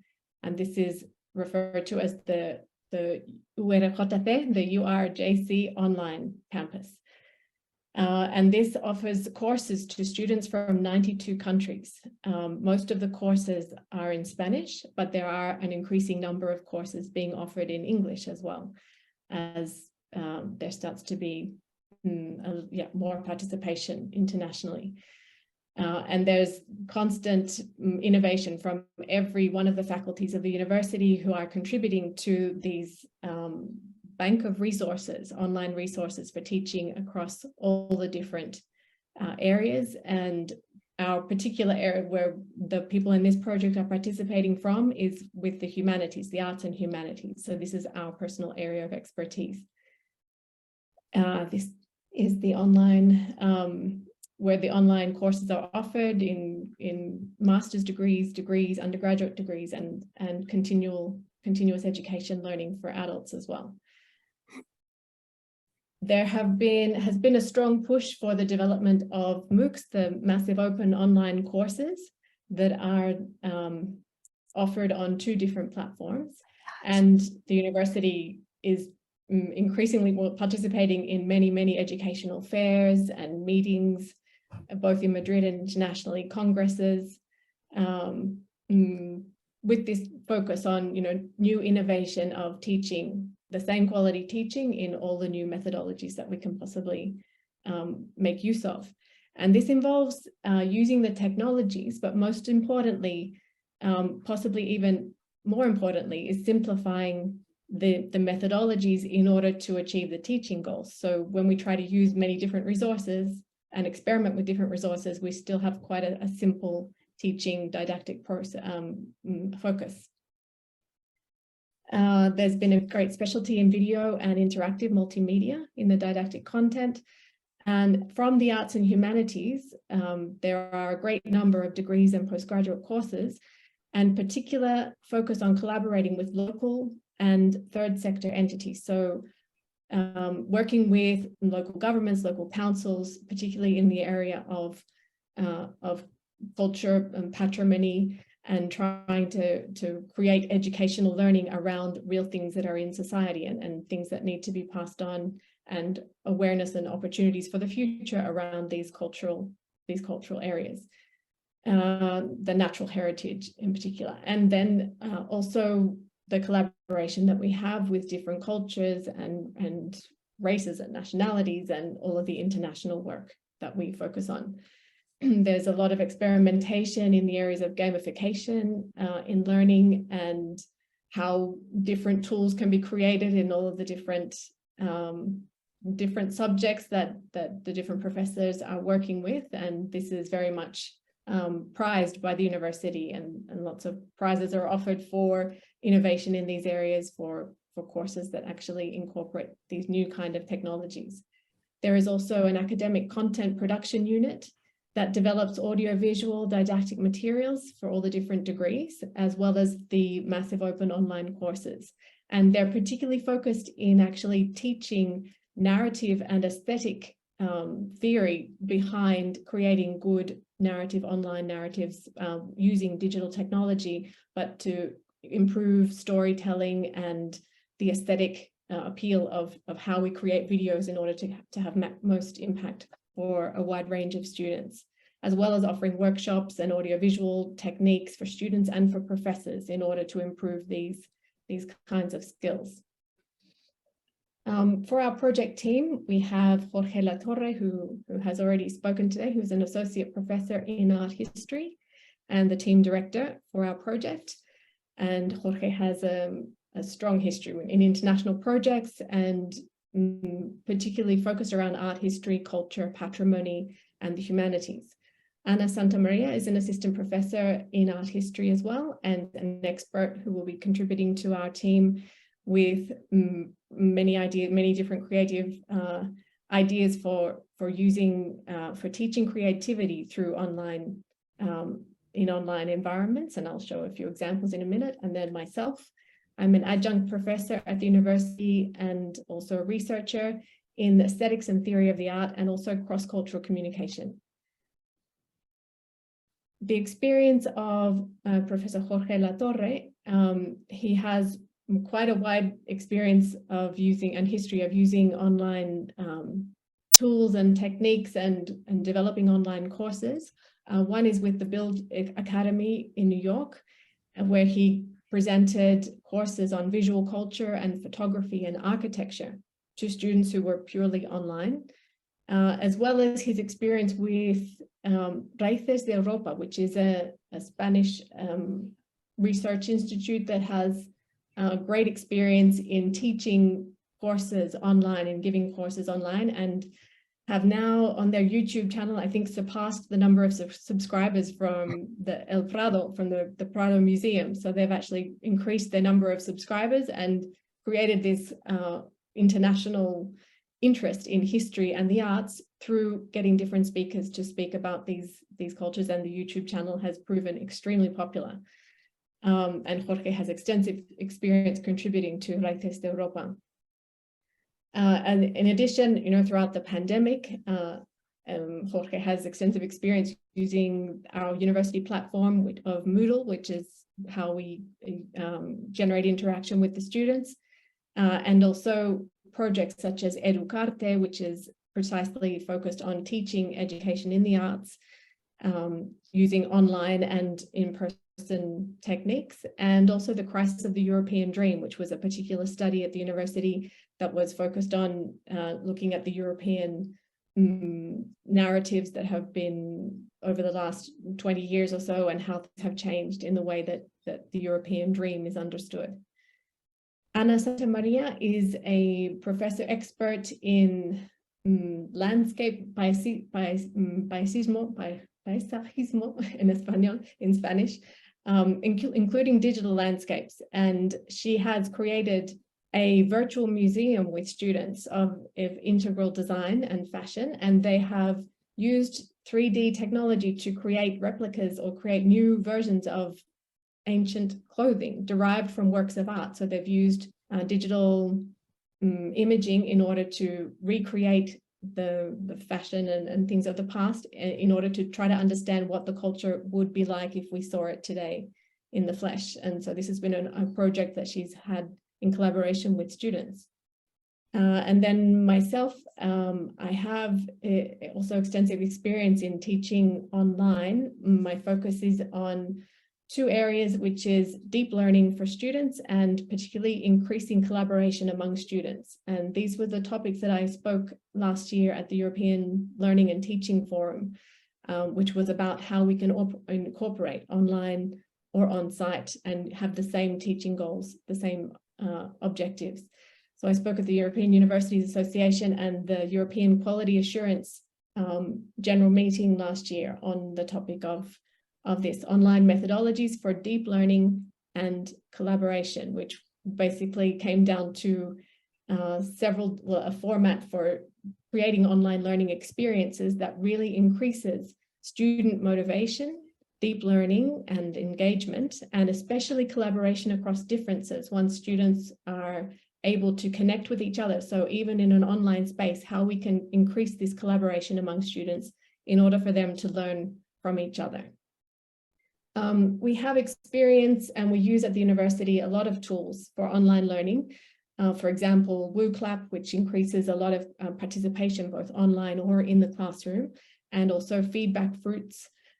These are two tools in particular that are focused on interactivity and this participatory learning, which improves motivation in students and tries to increase their engagement in classes.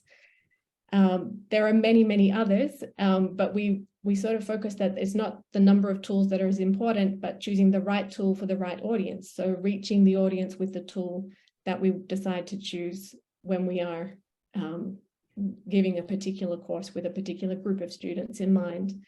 Another project that I'm currently participating in is the Interconnector project with ANECA. ANECA is the quality assurance agency here in Spain, and they have a project in Latin America, between Spain and Latin America and the Caribbean, of 56 universities and 162 professors and quality assurance staff, which is precisely about increasing the quality of education online and using tools. We're running the course completely online, but it's a very large interactive project. So there's many ideas coming out of that as well, which could be useful for this project. We're also collaborating with other colleagues at the University Rey Juan Carlos who are participating in another Erasmus Plus project, which is teaching innovation in linguistics and digital humanities. And they are producing very interesting results for the teaching of languages, but also other areas of the digital humanities. And they've particularly tried to solve these problems. How can we improve education at a distance? How can we make a better body of resources for digitalization and the creation of these resources? And what are the resources specifically that we need to create? And they're collaborating with many universities internationally. So they're creating a great bank of tools that we'll be able to make use of, including some online courses. So yeah, this creation of online resources, access to their tools, as well as to the departments of the university, as well as the personal experience of the different people in the team, we hope to be able to contribute and to learn and to, you know, participate in this fantastic project that is going to create a lot of good for universities, for teachers, and especially for the students. So thank you very much. Thank you, dear Claire, dear Jorge, for this interesting presentation and so interesting information about your previous experience in distance education, methodology, digitalization.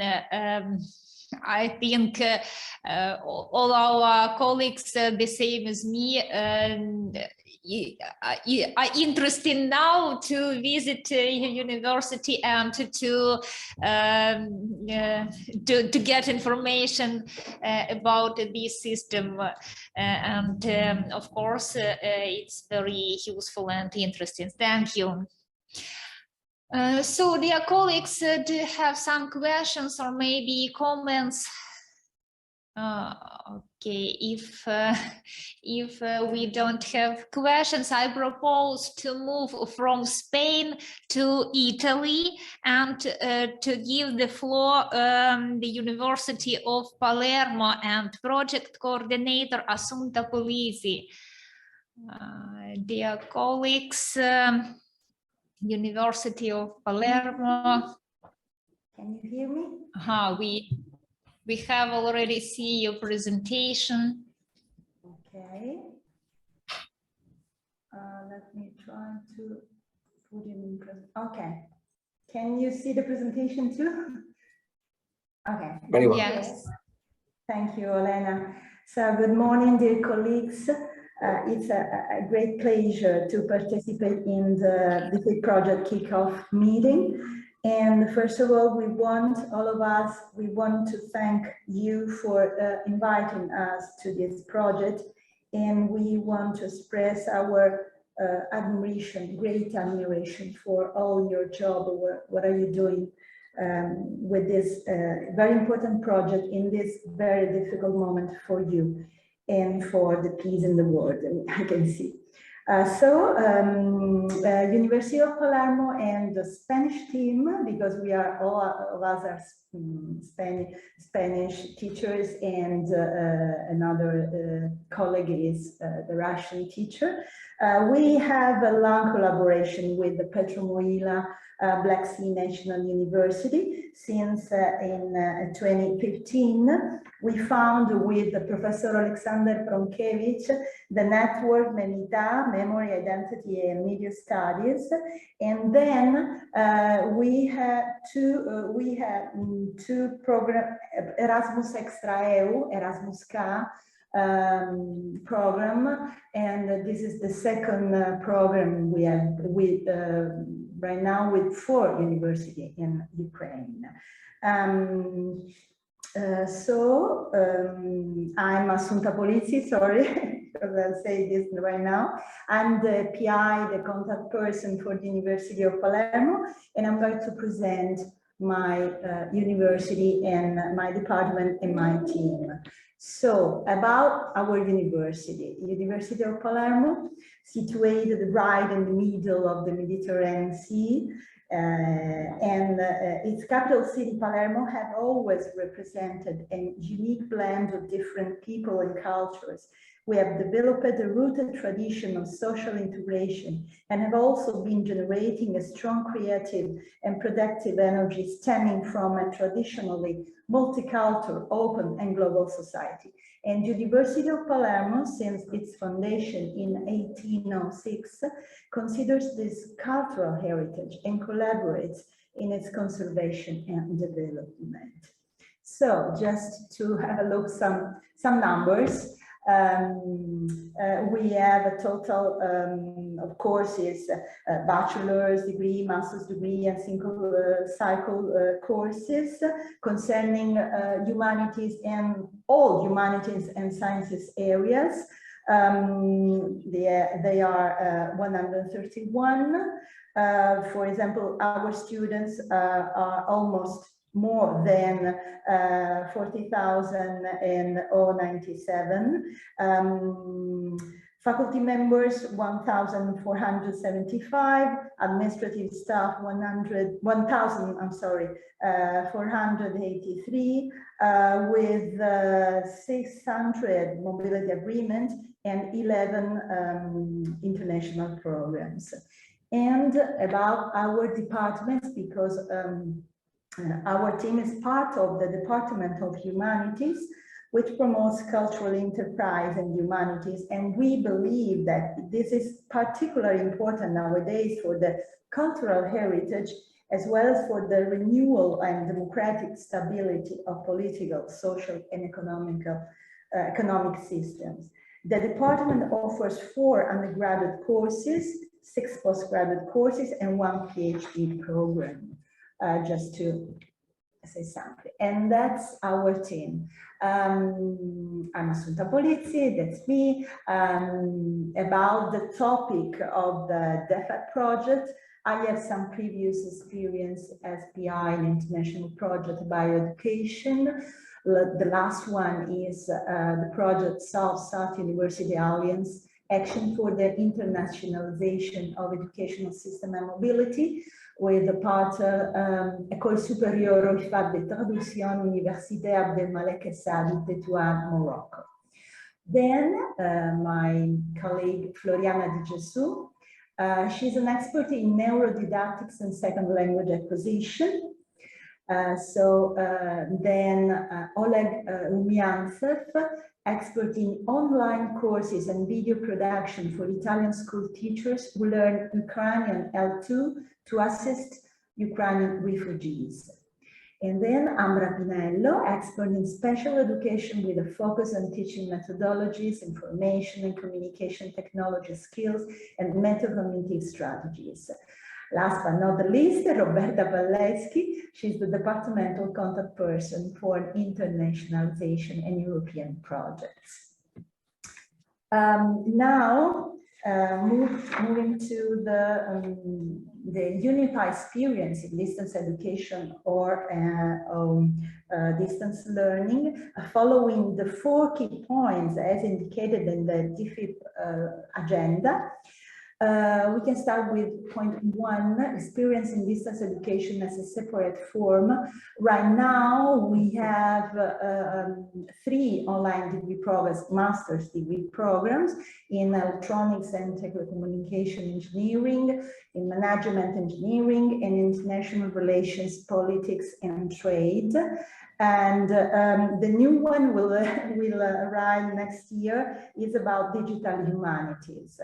Let me see if I can, okay, just let you have a look to, okay, this is the web homepage of the University of Palermo about online courses with all the information and so on. So going back to, if I can, okay, maybe like this. Oh my gosh. Okay, can you see it again?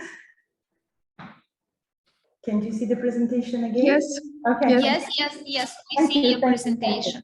So, moving on, about the point 2, the key point 2, Special Department and International Regulations of Distance Education. Just before the pandemic experience, UNIPA founded CHIMDU, Center for the Innovation and Enhancement of University Teaching, with specific actions, checking out the possible use of new practices, innovation and experiments, including new technology, integration between research, teaching and innovation, exchange and enhancement of good practices, and extension of mentoring activities as the Mentor for Teaching project, which began in 2013, first program of its kind in Italy, and currently involves on a voluntary basis over 100 teachers from various studies courses of the university. The program is based on two main activities: tutoring and participation in study and in-depth study meeting on academic teaching. The Mentor for Teaching program has played a very important role during the pandemic's teaching restriction and continues to play an important role concerning, first of all, the dialogue with students and the monitoring and implementing new technological resources in university teaching. Now, moving to point C. Experience in distance learning as an additional to classroom learning and as a temporary instrument first emergency condition. Of course, in response to the COVID-19 pandemic, also the university in Italy, as well as UNIPA, have adopted educational applications, platform, and visual resources for the shift to online teaching. The reorganization of academic education has offered lessons delivered in synchronous, asynchronous and blended learning session, and teaching online platform was Microsoft Teams. Next point, the last one, experience in project activities and research of the university in development of distance learning. UNIPA has organized at least two relevant conferences, very relevant conferences. One in January 1922, the distance education, and then a cycle of seminars from January to May 22, the new technology in didactics. And UNIPA has a lot of publication from different areas, scientific areas, and about, for example, the distance education. We have two articles from our colleagues, as you can see, in international reviews. Thanks very much for your attention. For us, it's an honor and a huge honor and a great pleasure to collaborate with you. And we are looking forward to meet you, all of you, in Sicily, we hope, on everywhere in the world, but in presence. Okay, thank you very much. Thank you, dear Sunta, for this presentation and for our collaboration. Everybody, yes, thank you.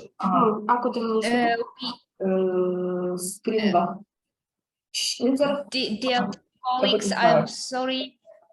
Somebody is on mute. Yes.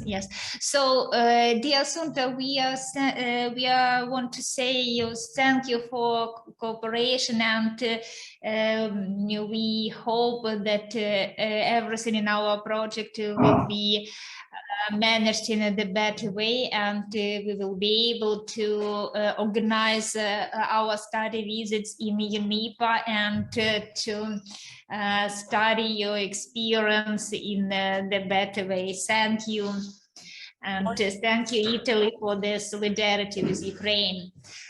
So, dear colleagues, I propose you to move from EU to Ukrainian partners and to give the floor to our Ukrainian universities. And we can start from the frontline city Kharkiv and Kyiv National. I'm sorry. I am sorry. As I really understand, we can see presentation of Kyiv National Economics University. So I'm sorry. Let it be our partner, Kyiv National Economics University, named after Vadym Hetman, and Tatiana Mayorova is project coordinator, but presentation will be presented by Karyna ANAPRIIUK. So, dear colleagues, please, it's time for you. Greetings, dear colleagues. Let me present the experience of Kyiv National Economics University, named after Vadym Hetman, in the use of distant technologies in the educational process of the university, and the experience of implementing and recognizing distance education as a separate form of education. Kyiv National Economics University is a leading research university in Ukraine, specializing in economics, management, and law. The university was founded in 1906 in Kyiv, Ukraine. The university campus consists of 6 buildings, 6 dormitories, a scientific library with $1 million fund, and a sport complex. More than 11,000 students study in the university in 8 faculties, in 40 bachelor's programs, 41 master's programs, and 8 Ph.D. programs. The university mission is to contribute the development of society through the research, generation, and dissemination of knowledge and training of competitive, professional, and creative individuals. The university holds leading position in global research network, associations, group, global and local projects aimed at strengthening the country's competitiveness. Kyiv National Economics University has a developed research infrastructure that facilitates the accumulation and commercialization of scientific ideas and innovation of the university faculty and students. According to the program of think tanks and civil society of the Lauder Institute of the University of Pennsylvania and the think tank index report, the university was ranked 3rd among Ukrainian think tanks and 38 among the best think tanks in Central Europe and Eastern Europe. In 2021, a university was represented in the impact ranking in 6 categories, where it was gained a high position, including quality of education, gender equality, industry, innovation, and infrastructure. Also, KNEL is a member of Global Federation of Competitiveness Councils, European University Association, European Doctoral Program Association in Management and Business Administration, Coalition for Advice and Research Assessment, and others.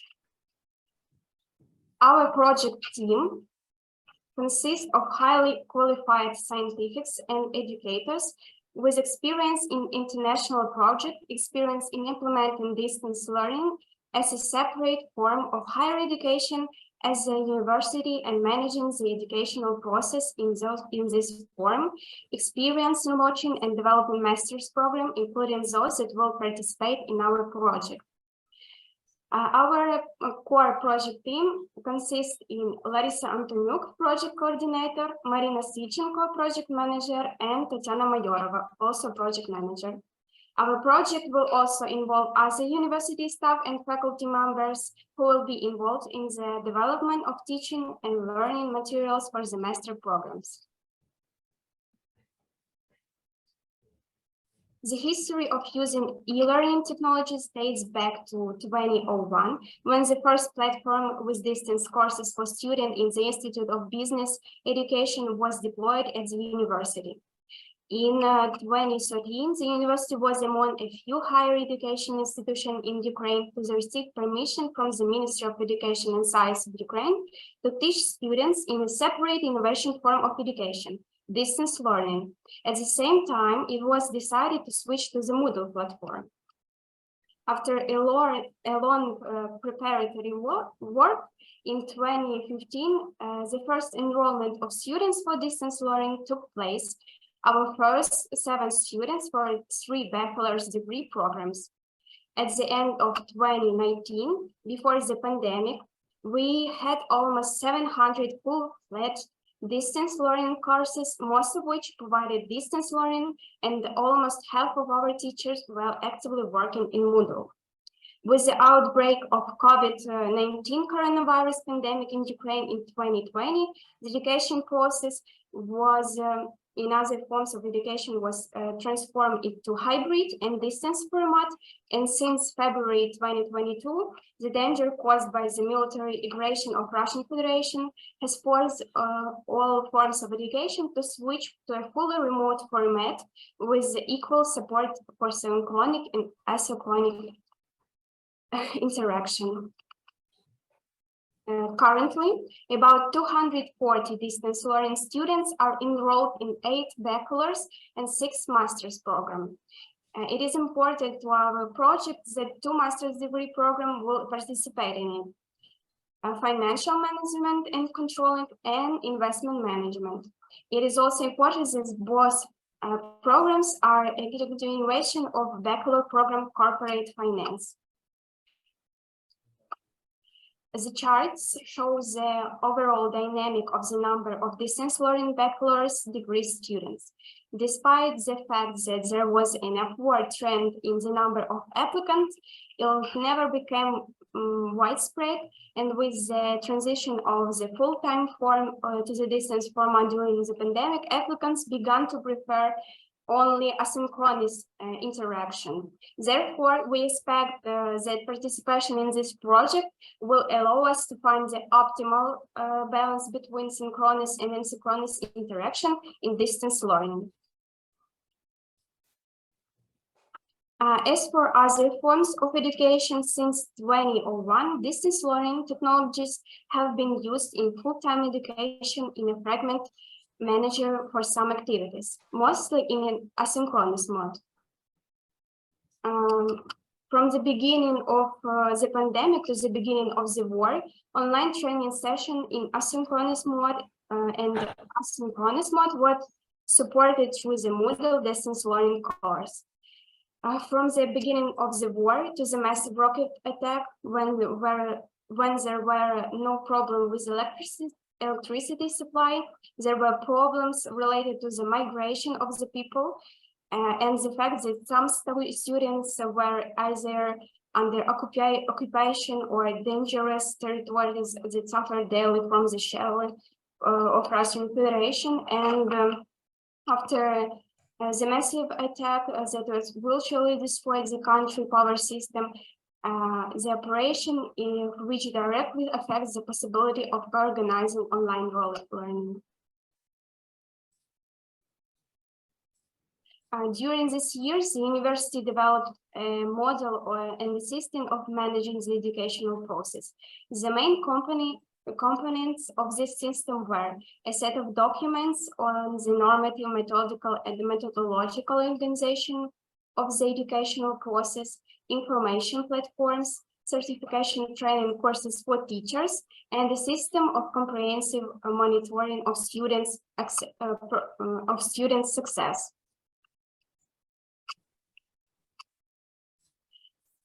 For the distance education as separate form and education, initially distance learning was regulated by a separate provision, as it was a new form of education for our university, but subsequently all university regulation was begun to take it into account, so there was no need for a separate regulation. As a result, there are currently 2 regulations governing the digital educational space. It is the regulation on distance learning at Kyiv National Economics University and the regulation of distance courses and their certification of university. Also, all regulatory documents immediately regulate issues related to the organizational and the educational process of crisis conditions. The main digital platform that provide online learning are Zoom, Moodle. Also, university use the capabilities of Google, corporate mail, YouTube, Google Meet, Microsoft Teams, Microsoft services and applicants. Also, we use a system of personal offices like IC Decanat. Polytechsoft, the university has also an electronic library and an electronic repository. Also, we use the such famous educational platforms as Coursera, Udemy, and edX.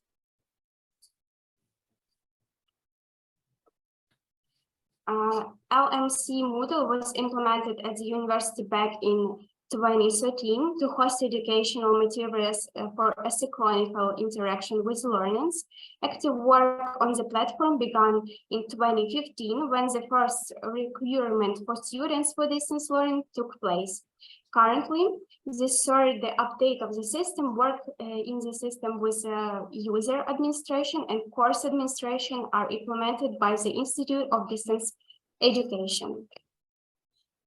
In order to our scientific and pedagogical workers to overcome the challenge of learning online, our university has advanced training program to allow the development of digital competence of teachers in various areas. The most popular are the training course e-learning technologies in the educational space of the university, and in addition, various training workshops and master classes are held on a regular basis to solve current tasks, which with the beginning of the quarantine were transferred to an online format, which made it possible to reach a large audience of teachers who participate in the event in real time or had the opportunity to view video recording later. Also, for asynchronous support of teacher developers of distance course, the staff of the Institute of Distance Education developed an online educational distance course, creating a distance course step by step. This course, which is hosted on the Moodle platform and is available 24/7, helps the teacher to create a fully functional distance course on his own step by step. For more than 10 years, the software product of Ukrainian company Polytech has been used to record and analyze the result of the student studies, which allow to create an electronic portfolio for the students' educational activities and ensure the prevention of personal data, current and final grades, the formation of diplomas, and such more. Regular analysis of current performance allow to you identify gaps in the educational products organizational system and quickly respond to them. In order to organize feedback in the University of Sociological Research of NEO, regularly conduct survey of applicant and research of teaching staff. Multiple choice question allow you to quickly find out whether the participants of educational products are satisfied with the model of the organization, and open-ended question will allow you to see and quickly react to them. The Institute of Distance Education organizes the use of e-learning in full-time and part-time forms of education and manage the distance learning. The purpose of the Institute is to form a single digital educational space of the university to organizational, administrative, scientific, methodological, and technological support of the learning process using distance educational technology and all forms of all levels of higher education to meet the needs of society and qualified specialists with higher education, disseminate knowledge among the population, improve their educational and cultural level, which will contribute to the competitiveness of university in accordance with the priority areas of e-learning. Thank you for your attention, and we are ready to answer your questions. Dear colleagues, do you have questions? So thank you very much to our colleagues from Kyiv National Economics University, and thank you for such interesting presentation. You as a leader of economic education in Ukraine really is a leader of distance education in our Ukrainian part of consortium. So maybe your experience will be the first step for our development and for sharing of experience between Ukrainian universities in our consortium. Thank you very much. Thank you. And now I propose to give the floor frontline city Kharkiv and Karazin Kharkiv National University. Natalia Oleynik, head of International Relations Department, will be presented the experience of Karazin universities in distance education. So please, Natalia. Hello, everybody. So nice to see all of you. It's my pleasure to be here and to meet all the teams and to have an opportunity to introduce our team to you and our university. To begin with, Vasil Karazin Kharkiv National University has got over 200-year history since its foundation in 1804. We are based. Sorry, there is something wrong with my slides. I can't move it. Sorry. I need to restart again.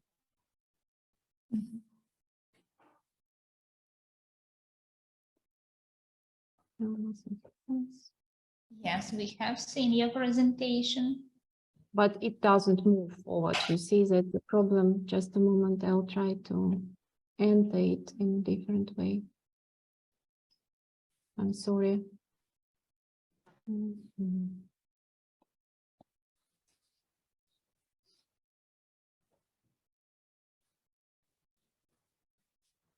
Let it be in such mode. Yes, yeah, we can. So it's okay. Yes, thank you. Yeah, thank you. So we are based in Kharkiv, and I'll say a few words about our city. It is second largest in Ukraine, and it is also well known as a student city because 1/3 of all foreign students coming to study to Ukraine study in Kharkiv. Another distinctive feature of our city is that we are located just 26 miles from the Russian border, and this strategic location made it possible, perhaps, on the one hand, to develop our city into an industrial, educational, and cultural center, while on the other, it posed us many threats and challenges, as we can see now. I do hope and believe that very soon you will be able to visit our city and see its beauty yourselves and meet us personally and our Karazin community. Now, Karazin University positions itself as a multicultural open academic community with over 1,600 students. 2,000 of them are foreign students. There are 1,600 teaching staff working there, delivering academic programs in over 200 majors at bachelor's degree, master's degree, and PhD levels.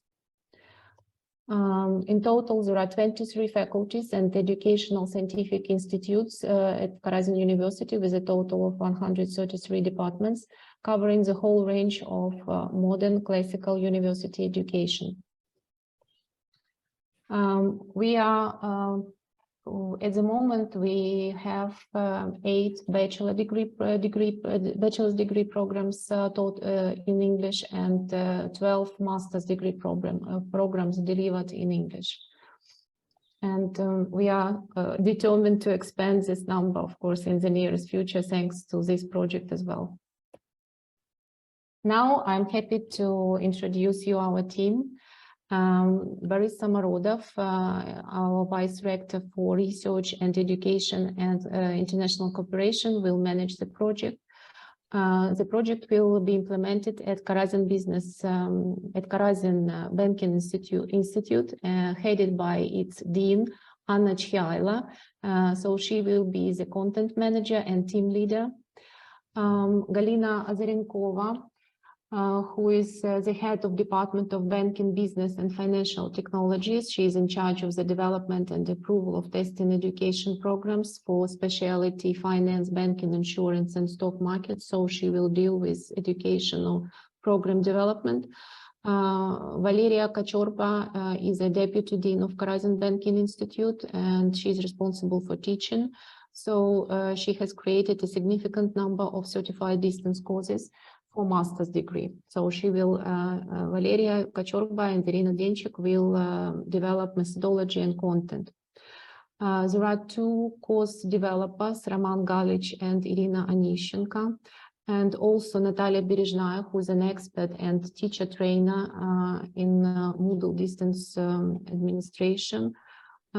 She will provide technical support as well as methodological support, as she's very experienced in this field. And also, please meet Tatiana Chelambitska, who is going to be our financial manager, providing financial and administrative support. She has had previous experience already working in 2 CBHE projects.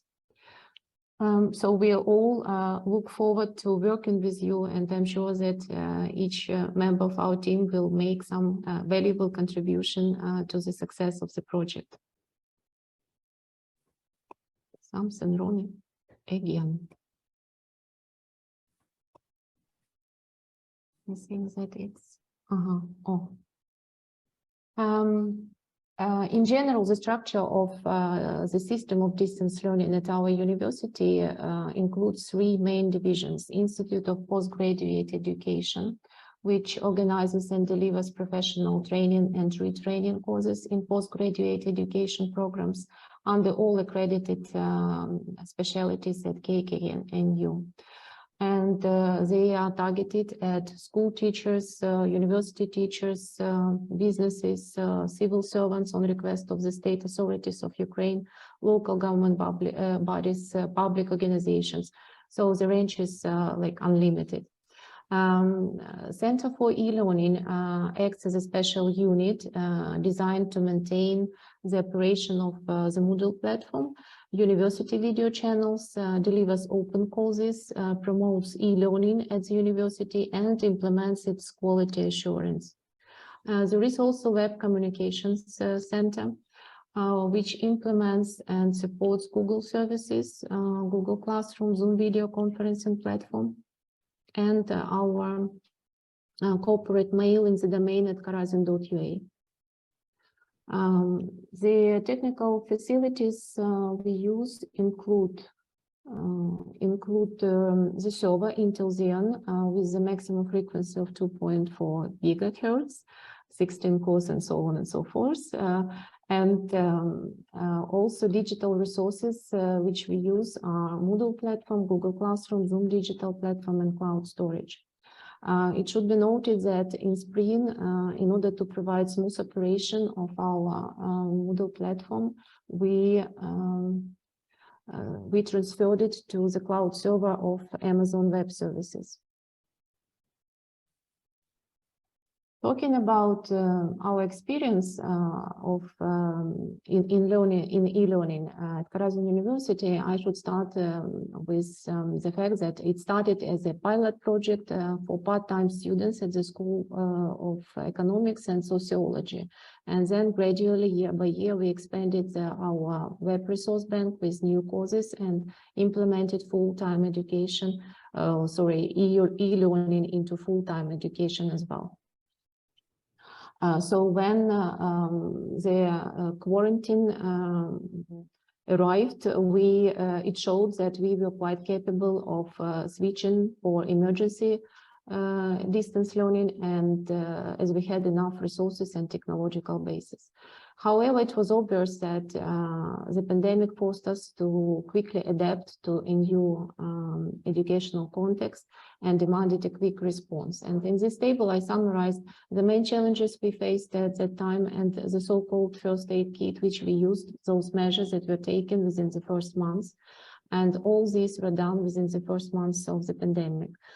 We started with launching tutoring video on how to study remotely. Then our administrative staff took a lot of effort, put a lot of effort into providing remote technical support to all educational activities, and managed to open over 600 new e-courses within a month, and also registered over 5,000 new students. There was also, we also opened a hotline for both staff and students, where they could ask questions, and we could get feedback on their issues they experienced at that time. And having analyzed the summarizes, we managed to develop and launch the first short training course on organization of final control of knowledge using distance learning on Moodle platform. The thing is that at that time, perhaps the most concern was caused about final assessment control online, and that's why, as a result, we developed over 100 e-courses devoted to this particular area of final assessment, taking into account all peculiarities and of some specific disciplines and education programs.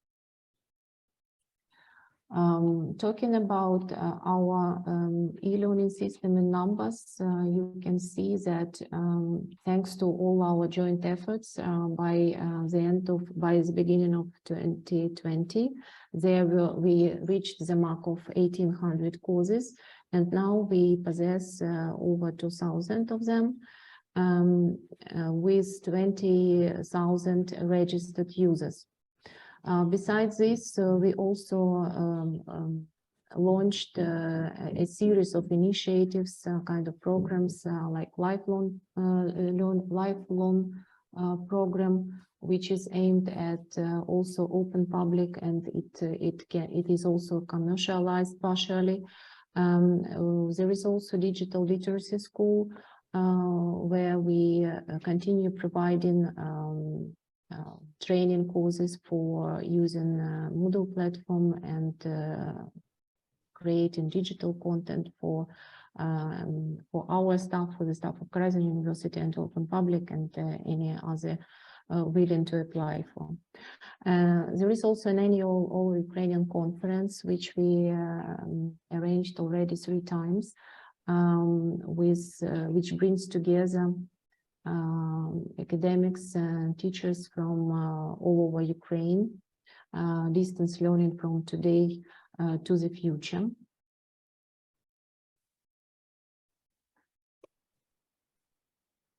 I'm sorry, again, something wrong with my slides. Maybe my connection is very slow. I'm sorry, can you hear me?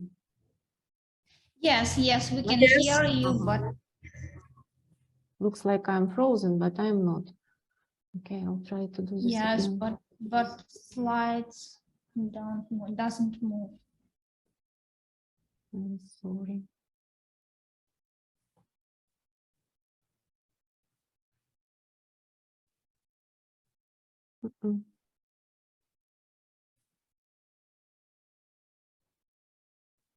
So maybe it would be better to summarize, because a lot of interesting information from your presentation we hear, and I'm sorry, may I pay attention on time, because as I know, you and our colleagues from Karyna University have to take in account railroads timetable, yes? Yeah, So we are late let's for the train already almost. I'm sorry, but still I wanted to finish. Maybe I'll just try to summarize. There were only 2 slides left. The most distinctive feature during the pandemic for Karyna University was a great variety of technologies and communication channels used. And I had a table showing the statistics according to the result of the survey, which we arranged, which we carried out for the first 2 years of the pandemic, in order to identify preferences of the users, and also to make sure that we adequately support the operation of our platform. And according to those results, we could see a direct shift from scattered messengers like Skype, WhatsApp, and Telegram towards two main educational platforms which we used, Moodle and Google Classroom.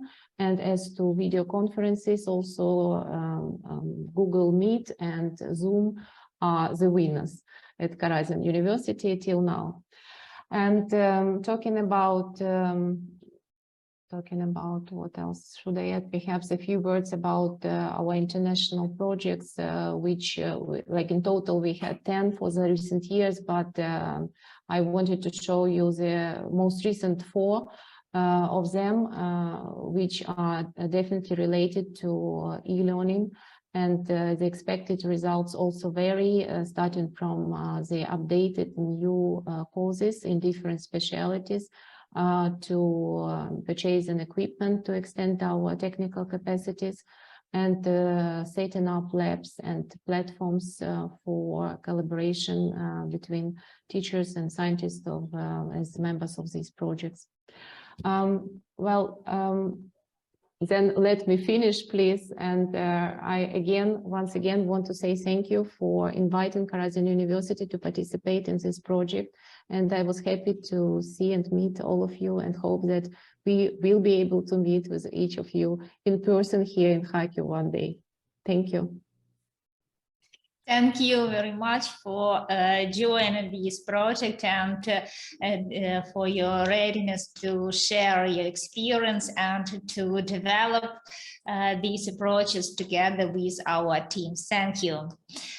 And dear colleagues, I propose to move from Kharkiv to Lviv and to give the floor Olga Ishchenko, Chief International Relations Office from Lviv National Environmental University, and to present their experience of distance education. Please, Olga. Just a moment. Hello, everybody. Can you hear me? Yes, yes, we hear you. Okay. So I am very happy that you have invited us to participate in this project. So I understand that our partners, Ukrainian and European, have a lot of experience in distance education, and we will just take advantage of this as a quite small university as compared to other universities that were presented here. So Lviv National Environmental University is situated, just for our foreign partners, is situated in the very west of Ukraine. We are like 70 kilometers from the border from Poland. It's quite a small university, but there is a lot of history behind the university. It was just very briefly, it was founded like an agricultural school in 1856. Then it developed into high agricultural school. It was titled an academy. And now, a year ago, we were just renamed in Lviv National Environmental University. Not sure this is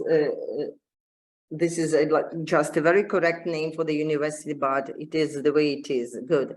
So on the next slide, you can see some pictures from the former agricultural school. I'm sorry, we can't hear the slides. See the slides. Sorry? We can see your slides. Please share your screen. Yes, share please your slides. Olga, we can see only your video, your imagination, but we don't see your presentation. On the bottom of the screen, share screen. Yeah, it's great. Is it okay? We see your not presentation, only your desktop. Yes, we can see desktop, but not presentation. Do that. Yes. We see your PowerPoint. Yeah. Yes. Is it now? Yes. Is it now? Yes, we see it now. Okay, on the next slide, you can just enjoy some pictures of the, we have just preserved, saved a lot of history about our university, and you can see the pictures of the former agricultural school. The last picture is the view of the university, how it looks like now. So this is quite a modern building now. Well, so at this very moment, about 400 associate professors and professors provide education for students at the university.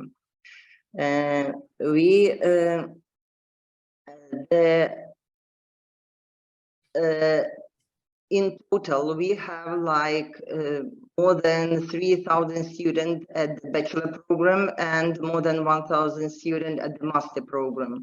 So total about nearly more than 4,000 students study at the university at this very moment.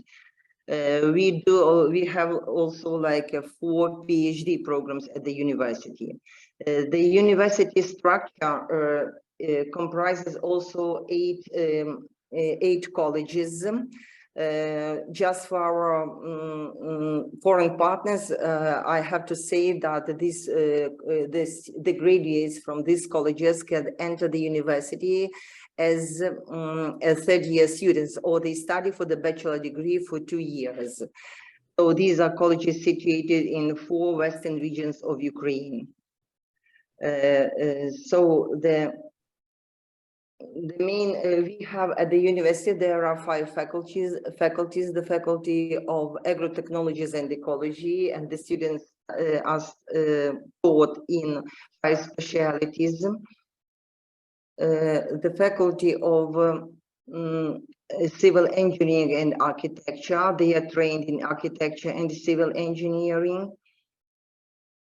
The faculty of management, economics and law, that used to be the largest faculty at the university, but now that is not that very big, but still the students are taught in 8 specialities.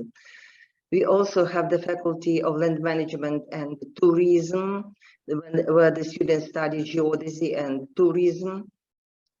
And the faculty of mechanics, power engineering and information technologies, which is the largest faculty at this very moment at the university. As to the international cooperation, at this very moment, the university have about 50 cooperation agreements with the European institutions and beyond. We also are members and participate in the Baltic University program, in the Association of Visegrad University Association. We are a member of Magna Carta University. The university have signed inter-institutional agreements for students and staff academic mobility. We are partners in the 3 capacity building programs of Erasmus+. We are doing only, for today, there is only 1 Jean Monnet program and 1 Lenin's Kirkland program. So moving on to our project team for this project, the project will be mainly carried out by the Department of Accounting and Taxation of our university. The coordinator of the project is Oksana Prokopyshin, who is associate professor for this department. Lyudmila Gnatyshin, who is the chief of the Accounting and Taxation Department. Also, Olga Moletska, who works for this department as well as an associate professor, me as from International Relations Office, Irina Fedyev, first vice-rector of the university. We have also a representative from our financial office and the computer office from the university. So regarding the experiences that our university have and the department has for this project, We have a lot, the university and in general, and the chair especially has a lot of publications on the topic of academic mobility and development of distance education in Ukraine. We have a big experience in arranging and conducting international scientific internet conferences. We have annual internet conferences held at our university every year in September. So the university has adapted study programs and developed special sets of tasks for teaching and studying online.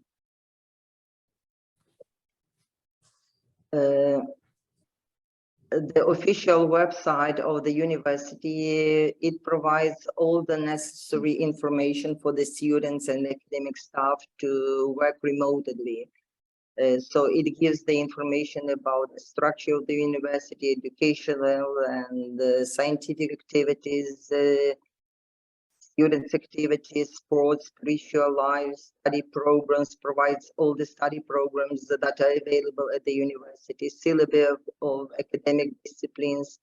It has all the educational and methodological materials, admission requirements, accommodation rules, and all the other contents can be found on the university website.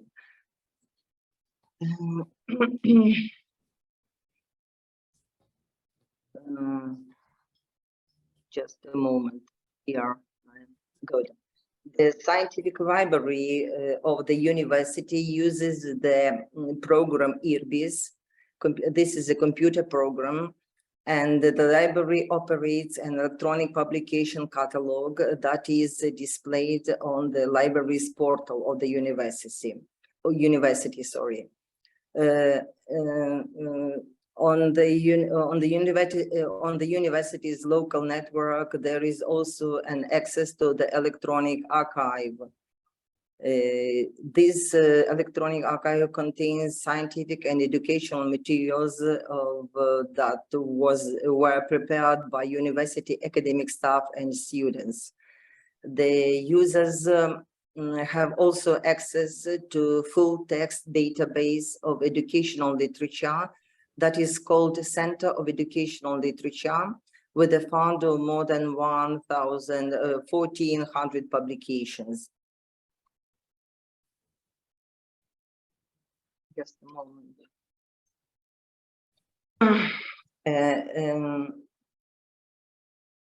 Just recently, the university has subscribed to the program Microsoft Office 365, and it provides all the users with access to documents and data from various devices. We also use modern software programs for distance education and different resources for online testing. Good. The interactive education for virtual laboratories called LabStar has been recently introduced at the university. We also use an electronic document management system and automated educational process planning system.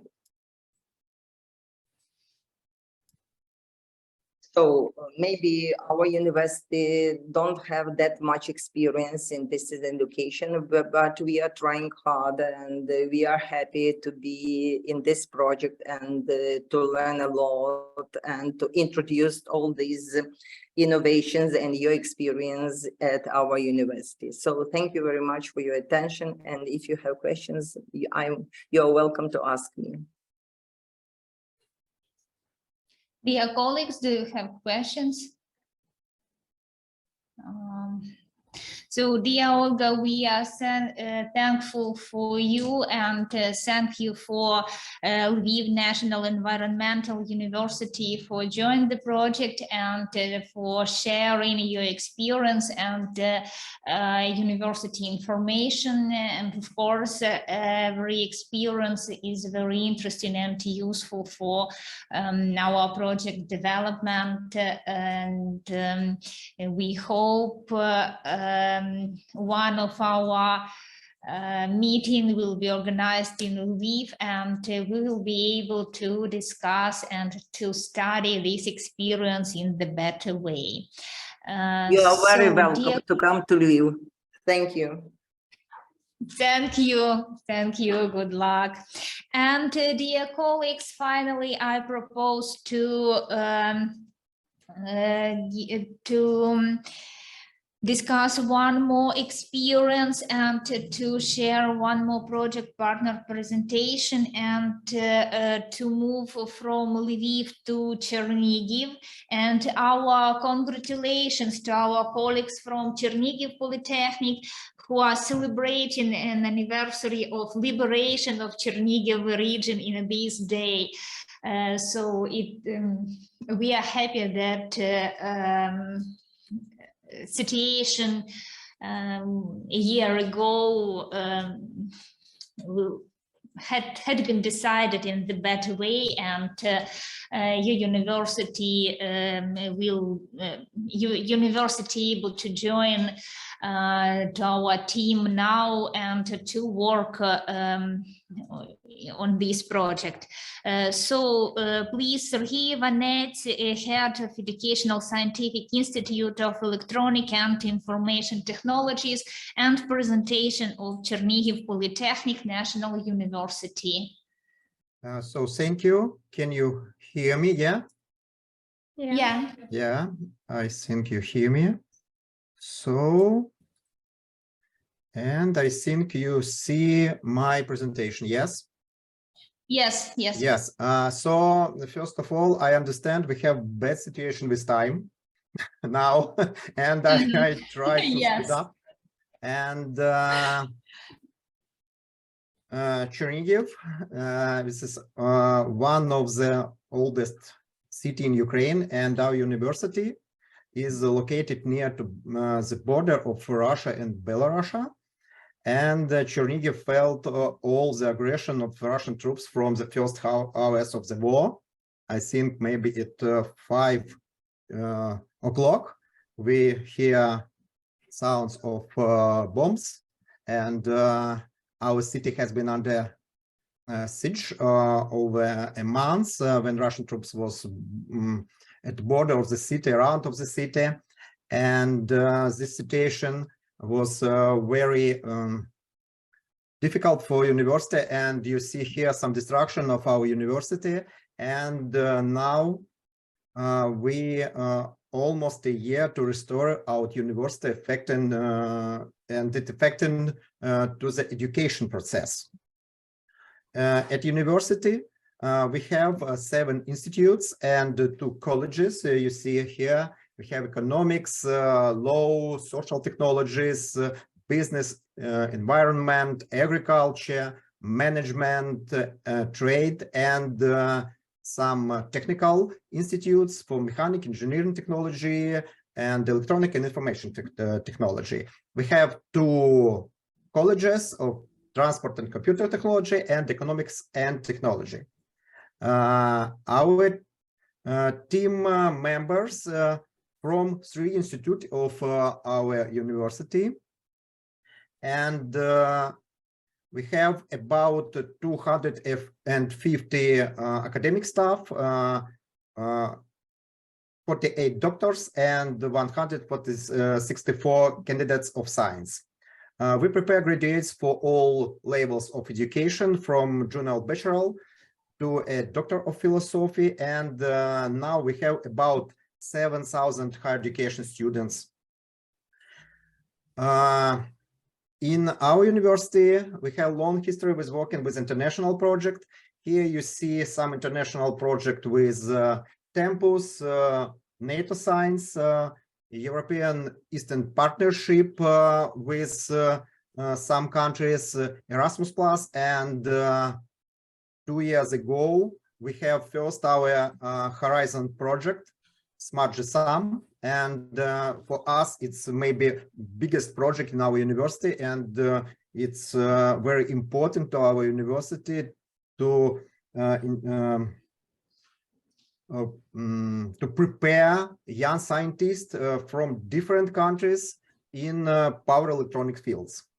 As you see here, most of our project is a technical project because we start from technical university, and our history now show us best way to international cooperation. But in 2022, our university come to the top 5 university in Ukraine with the highest number of Erasmus project, and the project we are currently working with you is one of them, and we thank you for inviting to this project. Our project team in our university, we have some team lead by Mrs. Natalia Ivanova. She is a doctor of economic science, she is professor and also head of the entrepreneurship and trade department. She done a few internship in places like Latvia, Poland, Norway, all focused on economics and improving her teaching skills. And get this, she's also been involved in some practical scientific research in economics and entrepreneurship as a researcher herself.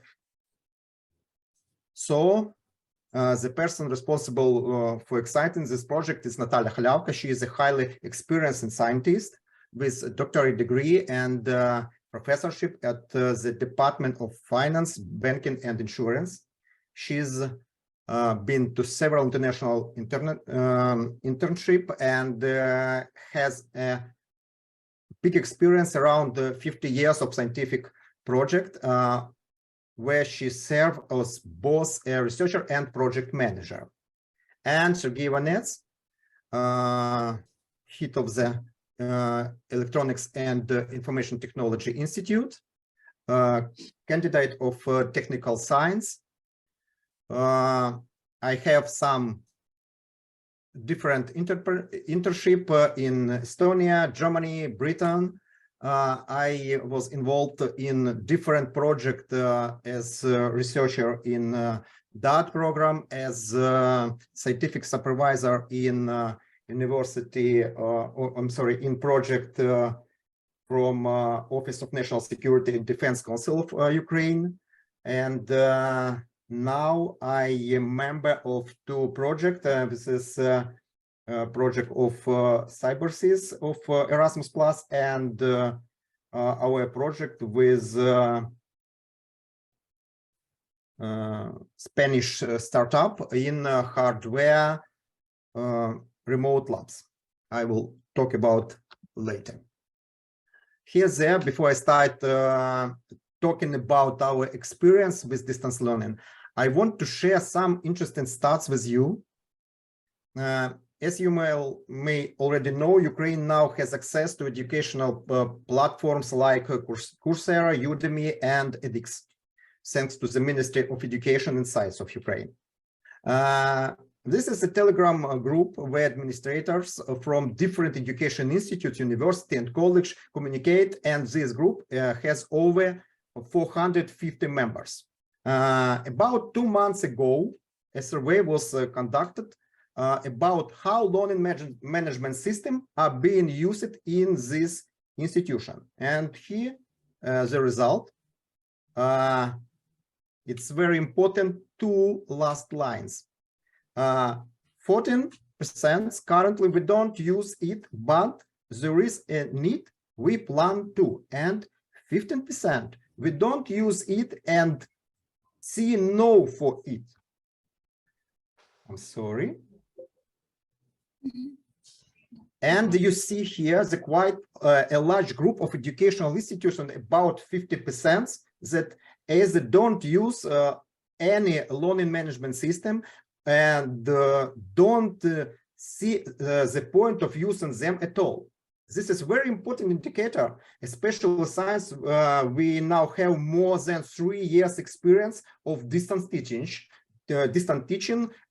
in COVID, in war situation, and very interesting to know what this institute or university think about management of student, management of distance learning. Our experience of distance learning starting as soon as COVID epidemic began. Prior to that, we only had experience with distance learning through the Erasmus project, where we created a distance learning laboratory, and we then used that lab to begin our work on teaching throughout to the universities. At first, we try in start of COVID, we try blended learning, where some students were in class and others were at home. It wanted to have classroom with cameras, with sound, and some group of students was in university and bigger part of students was at home. The poor quality of connection led to video and audio synchronization issues, which made it difficult to students outside of classroom to learn well. This was especially important for our technical disciplines, where students need to see the board and hear explanation. When we try a different strategy where we went to class, to activity, conducted laboratory work when it was allowed, all lecture was online, but our second attempt at distance learning involved using a hybrid approach. We had several weeks for offline classroom work during the semester, you know about that. And we use these weeks for laboratory work. And all lecture was held online to ensure safety. From February 22, our university is now working remotely. All university and all colleges working remotely. So our university uses Moodle as our learning management system. And this means that all courses for both of the university and the colleges are available on Moodle, and all of the students are connected to it. The reason to use Moodle is because it's one of the most popular systems in the world.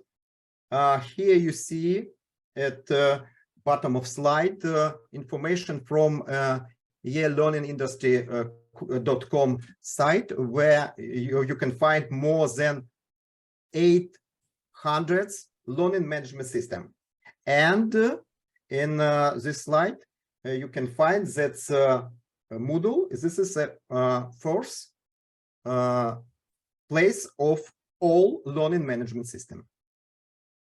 However, during active phase of war in Chernihiv region, we had to turn off the servers of university and move them from Chernihiv. This made us realize that storing data locally is not a great strategy. As a result, we decided to move entire Moodle database to the Amazon cloud. This helped us to maintain our courses with almost no loss of disciplines, and we were able to continue teaching even during period of when Chernihiv was surrounded. So we use Microsoft Teams to conduct our classes. All of our classes are held on this platform, and you can find schedule on our university website. This schedule includes links to students group and event in Microsoft Teams. We made this decision to use Microsoft Teams exactly because our teachers were using different platforms such as Zoom, Google Meet, Skype, even Discord to conduct classes. And then causes problem for students as they had to constantly switch between different platforms throughout the day. To organize our education process, we have regulation of distance learning at the university, and this regulation covers all necessary aspects related to this topic. In order to manage the distance learning system and Microsoft Teams, we have administrator and employees from University Computer Center, and all work on administration, work on saving courses, adding users, and etc. done by them. Also, we use University Automated Management System, which work with study plan, HR department, teaching loads, schedule a session, grades, etc. However, we currently face to the problem where we have two different databases. One is Microsoft Teams and one in educational institution management system. And this database not connected with each other. Our computer science are now working with this problem to solve this issue. And it's very important because in this different database, we have different list of students. Sometimes it's a very interesting situation. At our university, we have unique experience of working with remote electronics laboratory. As may you know, mechanical, technical students need hands-on experience with real equipment to properly train it. But due to the current situation with COVID, with war, we cannot conduct laboratory work at the university, at the classroom. So we decided to explore the possibility of using remote laboratory instead. In 2019, after visiting to Bonn-Rhein-Sieg University of Applied Science in Germany, Professor Marco Winsler, you can see here, his video lecture, his YouTube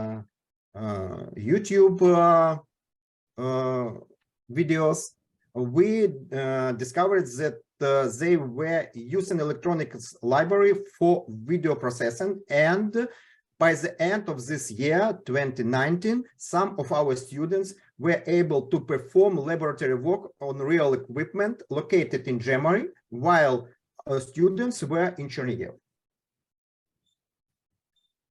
So during 2020 and 2021, we worked on development a system that would allow remote access to equipment and was located in Chernihiv. At the end of 2021, we had set up servers and equipment, and we tested them from computers in Ukraine as well as computers in Germany. We're pleased to see that everything was working well, and we were ready to gradually introduce this technology into educational process. But when we returned to the university after the active phase of the war in Chernihiv region, where we were disappointed to find out parts of our equipment was lost. This setback caused the work on the remote laboratory to almost come to a halt. But towards the end of the 2022, a consortium was formed between Spanish company, Germany university, and our university. This is Institute of Applied Science at the University of Bonn-Rhein-Sieg in Germany, and Labs Land, Spanish startup, create a consortium and submitted a project called Labs Discovery Agent to the Next Generation Internet Search Program, which is part of the Horizon 2020 program. This project aimed to establish a remote laboratory for electronics and embedded system. Participating in this project will allow our university to provide our students with 24 hours, 7-day-a-week access to the laboratory equipment, both in our campus and in the Labs Land laboratory across Europe and United States. And I hope it will be okay. Thank you. I'll try to be fast. Thank you very much, Sergey, and thank you to Team Chernihiv Polytechnic National University for such ground, yes, and informative presentation. So it's very interesting about your remote laboratories, and I hope we will discuss the ability to use this idea in our project, and to develop in future steps. So thank you very much, dear colleagues. Maybe somebody has some questions or discussions. We have few minutes due to our program and time schedule for questions and discussions. Yes, dear Claudia, I understand you have some question. Yes, right. Claudia, maybe this is not a question. This is very, very short. I understand that the time is very precious now. So just to bring your attention to the discussion during the next days. So I would like to congratulate your consortium with this different quality of partners, very, very experienced partners from the university in Germany, in Spain, and in Italy, and also in experienced and less experienced partners in Ukraine and Moldova. And I understand that you have planned to present Moldovan University in the next day, but one short comment, please pay attention to the financial and the equipment topics, because it is very, very important to understand because you have deadline for acquisition of equipment, and I think it is very important to have a very good cooperation between experienced and less experienced partner to understand which kind of equipment is needed to each of different university, because this is the situation of different universities, the experience of different universities is very, very quite different. So this is very important to understand which is better for you, maybe to put your attention on the different soft needed. So you are a professional in this in these topics, but please be also free to ask us if it's needed some support from us, and be very, very aware that if you have some problem, ask not only the news in Ukraine or Moldova, but it is very important to have a very good links with the project office, your project officer, Rosalba NARDELLI from the agency. So good luck to you all, and I think will be good even in this very, very complicated situation for the implementation of your project. Good luck.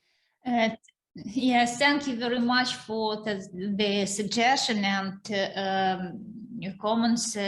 Thank you. We really had first discussion about equipment and software, but we will discuss it in our second and third day, and maybe we will manage to make some change, and so I hope our discussions in the second and third day will be very fruitful and very intensive for decision our organizations, our financial and questions as for equipment too. But besides of this, in our second day, we will have presentation of 3 another universities. It will be Moldova State University and Technical University of Moldova, and Uman National University of Horticulture, which will be the host in this day. So after presentations, we will have a discussion, and discussion as for formation project governance bodies, and I kindly ask you to prepare suggestions to all types of our committees and working groups. We have to discuss information system support, promotion and dissemination, our logo and slogan, our web structure, and of course, financial management and project operational management, procedure of reports, and a lot of questions as for our partnership agreement, including financial transactions, and of course, including equipment and hard and software purchasing. And in our second day, we will have discussion about advisory committee from the labor market representatives. It will be question for Ukrainian partners and partners from Moldova, because we propose to maybe discuss and to include to sort up to maybe 4 representatives of labor markets with whom we collaborate and in previous time, and with whom we will be able to collaborate in our project to discuss what a labor market needs, and to organize a survey and understand request from the business. So we discuss the psychological survey methodology and questions, and of course we have to summarize experience of distance education in our partner universities, discuss our next steps in development of methodology of distance education, and our next meetings in scientific practical field and in organizational aspects. And one more important point is discussion of study visits and project plan. So our agenda is intensive, and I hope our work will be fruitful. So dear colleagues, thank you very much for your time, your attention, and our today work. If you have some suggestion, please let's discuss now, or maybe if it will be necessary, you can write us and we discuss it in any time by the mail or by some message here, up to you. So thank you very much, and we wish you good day, good evening, good health and mood, and fruitful work. So let our project will be success, and all another project of your universities will be success, and so all the best for everybody of you. Thank you. Our responsibilities, and we have to discuss project governance bodies, information system support, and general points of project operational and financial management. So we will make a record of our meeting, and this record will be used only for our internal use and will be shared between our partners due to Google Disk. So you have some propositions to our center and our plan of work, please feel free to write in our chat, or maybe to make these propositions right now. So let me please to welcome to give the floor for welcome speeches Doctor of Economic Science, Professor, Rector of Uman National University of Horticulture, пані Олена Непочатенко. Дякую. Шановні колеги, я маю за честь вітати в Уманському національному університеті садівництва учасників проєкту провайдерів дистанційної освіти. Dear colleagues, it's a great pleasure for me to welcome the participants of the program and welcome to the community of like-minded professionals, providers of higher education at Kyiv National University of Horticulture. Проєкт, який ви реалізуєте, надзвичайно актуальний на тривалу перспективу, оскільки саме дистанційне навчання стало дієвим освітнім інструментом саме в сучасних умовах. The project that you are implementing is very important in every day in our reality, as distance education has become a very important tool for education nowadays. Майбутнє України за освіченими молодими людьми, і тому саме ми маємо надати їм цю освіту за допомогою дистанційних елементів навчання. The future of Ukraine is in the hands of young and educated people. Therefore, our mission is to provide high-quality education based on distance education as well. Тож наш університет готовий сприяти реалізації даного проєкту і впроваджувати результати у свою діяльність. So our university is ready to support the implementation of this project and its result in practical activities. Щиро зичу всім плідної роботи, гарних вражень, ґрунтовних результатів і, безумовно, миру. I wish sincerely everyone, each and everyone, good results, enthusiasm, and undoubtedly peace. Слава Україні! Героям слава! Дуже дякуємо вам, Олена Олександрівна, за підтримку, допомогу, за те, що ви люб'язно та гостинно сьогодні приймаєте наш проект. І, як кажуть, надійні друзі перевіряються в біді. Тому саме зараз ми хочемо казати, що Уманський університет є надійним не просто партнером, а надійним другом для нашого проекту. І в той момент, коли приходить університету складно приймати гостей, ми дуже вдячні вам за допомогу. Дякую за So we are thankful to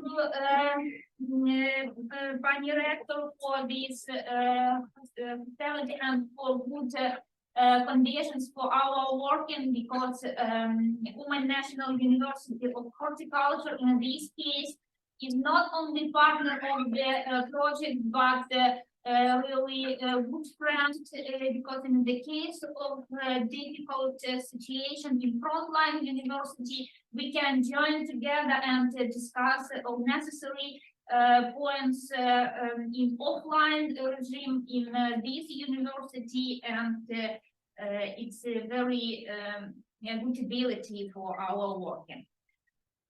So, dear colleagues, we in this day we want to pay more attention on our partners and friends for university from Moldova, and let me please give the floor for welcome speeches to Technical University of Moldova and themselves, Daniela KOTLYAR, Vice-rector of Financial Issues and International Relations of Technical University of Moldova. Please, Daniela, it's time for you. Dear colleagues, hello. Glad to meet you. Unfortunately, we are not able to meet each other physically, but nevertheless, we are able today to meet in this hybrid format, and we can discuss a lot of issues. These are the opportunities that distance education, informational technologies, modern technologies give us the opportunities to organize different meetings and organize distance education.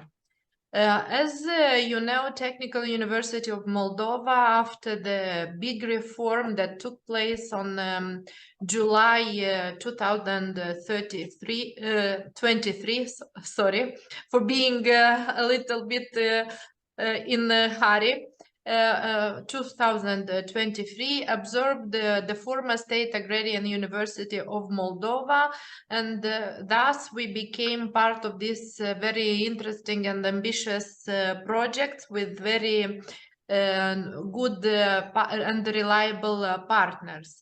So my colleague, Dean of the Faculty of Construction, Geodesy and Cadastre will present you more detailed our university and the activities we are making in our within the university, as well as the two new faculties that joined our university. Namely, it is the Faculty of Agronomical, Forestry and Environmental Sciences and the Faculty of Veterinary Medicine. Although we are a technical university, we comprise two more faculties with their expertise in agriculture sciences. So once again, let me wish you good luck to all of us, and hope your victory of the Ukrainian people, of the Ukrainian state, will approach soon, and we are supporting you. I would like to inform you that Technical University is organizing the graduation exam for Ukrainian children that are in Moldova, together with the Minister of Education from Ukraine and the Quality Evaluation Agency from Donetsk region. This is the second year, so our connection to Ukraine, to the Ukrainian university, is very strong, and I am sure that this project will prove once more that we are countries as Moldova, as Ukraine, we are countries that deserve to be part of the European Union family. Good luck to all of you. Thank you so much. Thank you very much, dear Daniela. Thank you, and a lot of thanks to Technical University of Moldova for this, for the help in this situation, including even these special exams, and a lot of thanks to Moldova for solidarity and help to Ukraine. From our side, we wish you and the nation stability and prosperity in this situation, and in the future we hope everything will be decided in the better way for our countries. Thank you. Dear colleagues,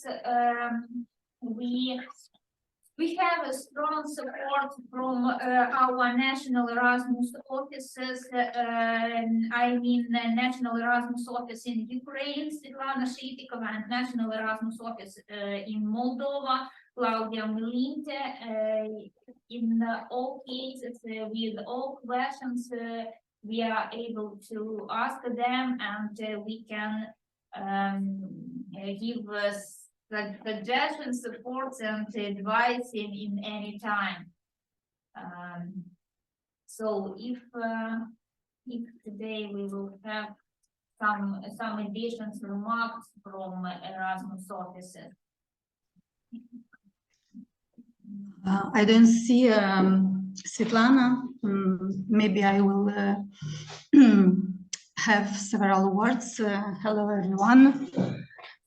Good morning, and I would like to start with congratulations to all of these DEFEP project partners. This is a great realization for your university to become for the first time a coordinator of the project. I mean the university from Mykolaiv, but it is also a big challenge because yes, it is an extremely complicated time which we are now with this aggression of Russia and Ukraine. So first of all, I would like to wish you to win as quickly as possible because you are fighting not only for Ukraine, not only for your freedom and democracy, but also for our freedom and for democracy in our countries. So again, I will start with Slava Ukraini. Indeed, it is a challenging time. If we will start to discuss about today events, so this is a very, very important event for the organization of the work and DEFEP project, because kickoff meeting is one of the important step in organization of your cooperation. And you will discuss the grant agreements, the condition of the cooperation of the work in the frame of this project, which is important now to know. So you already have some modification in your project implementation, because it is impossible to have the travel that you planned before the war. It is normal. So you should rethink in some cases your travel. You will have maybe some economy in your costs, and in this is the time to discuss even this problem, even these questions. This is not a problem, this is a question, and this is also an opportunity. And you should remain that your project is divided in work packages, and not only your project, but your budget is divided once by work packages, and another criterion of dividing is dividing by partner universities. So not only your budget is divided by work packages, but also your accomplishment of the project will be evaluated by the project by the percentage of implementation of each work package by each partner university. So I would like to emphasize the importance to be very, very careful with your analysis with each package, which each work package, and each deliverable in each work package. Please be very, very careful, even in the beginning of the project, which is possible, which is feasible, and which is not.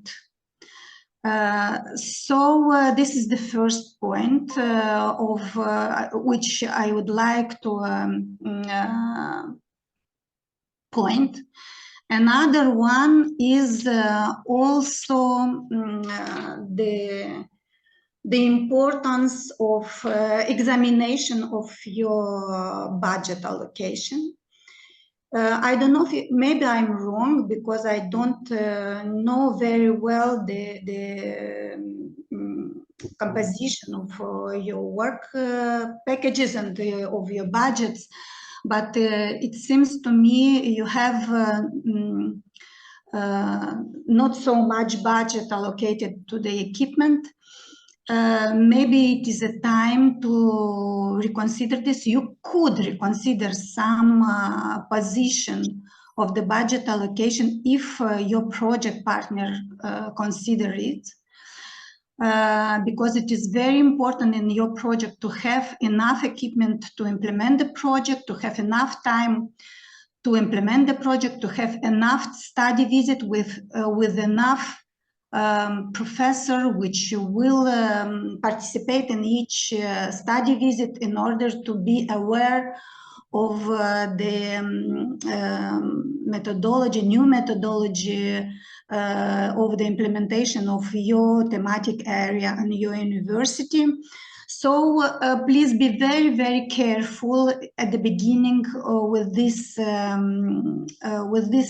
points, because you can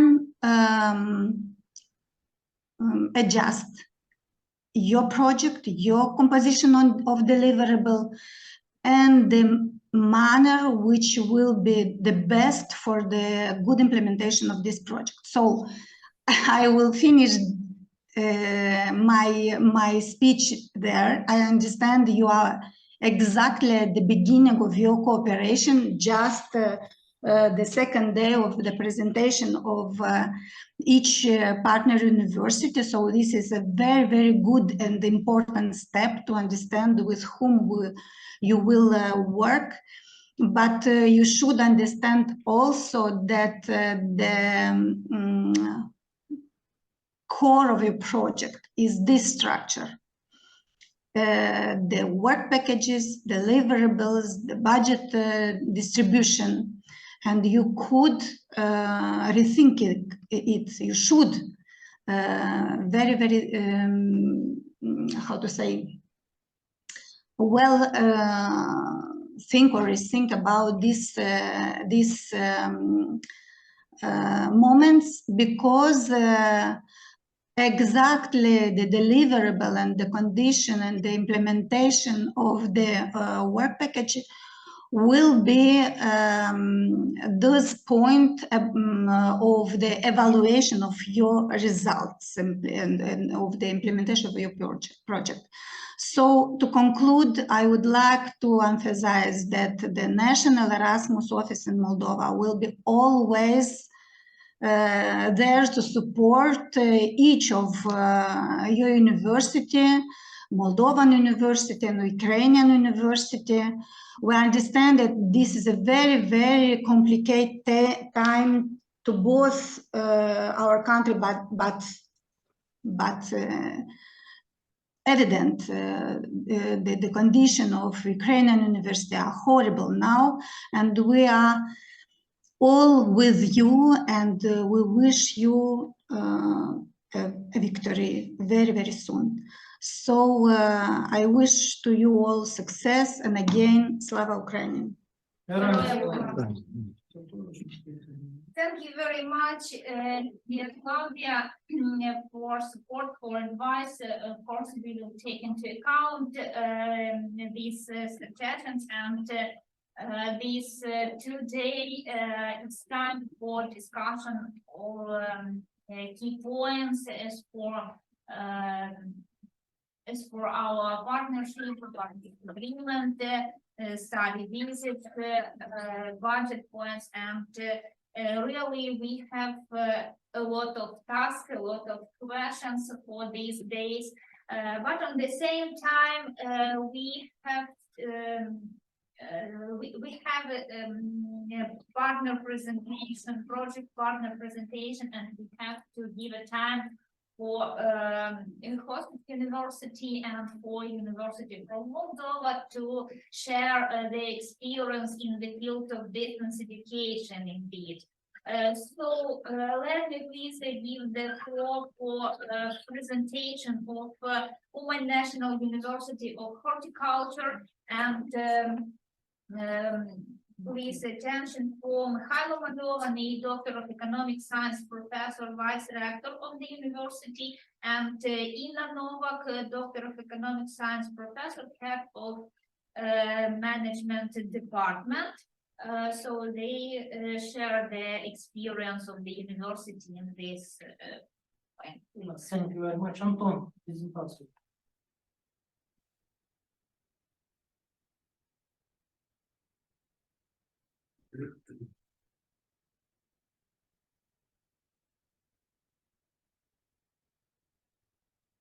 Okay. Uman National University of Horticulture, the higher education institution that carries out educational, scientific, innovative, cultural, and awareness-raising activities. It is a city's attraction and the leader of agricultural education, not only in Cherkasy region, but also all over Ukraine. Its founding in 1844 in Odessa as a main school of horticultural whose task was to train highly qualified gardeners and experienced scientists in the field of horticulture. Please slide 2. The mission of Uman National University of Horticulture is to carry out innovative educational and scientific activities in the natural, social, humanitarian, and technical fields on the basis of perspective, continuity, creativity, harmonious personal development, on compliance with the labor market. Slide 3. Over a period of 178 years, through a series of reorganization, the main school of horticultural has been transformed into an agricultural institute, an academy, a state agricultural university, and since 2009, the National University of Horticultural, which demonstrates in engineering focus and sustainable growth in educational and science. The university campus is a park area and forms a single landscape and architectural complex with the Kyiv National Dendrological Park. The campus ensemble is complemented by 7 architectural monuments. Slide 4. The structure of university consists of 7 structural subdivisions: Uman College of Technology and Business, Ananya College of Agricultural and Economics, Haradisha College, Talne College of Construction and Economics, Talyanki College of Agricultural and Technology, Chigirin College of Economics and Law, and Shevchenko College. Slide 5. 6 faculties: agronomy, horticultural ecology and plant protection, economics and business, management, engineering and technology, and forestry and park gardening. Educational, methodological, scientific, and organizational work is carried out by 27 departments. Slide 6. In total, more than 4,500 students receive higher education and the university in all specialties, and more than 7,600 students, including college.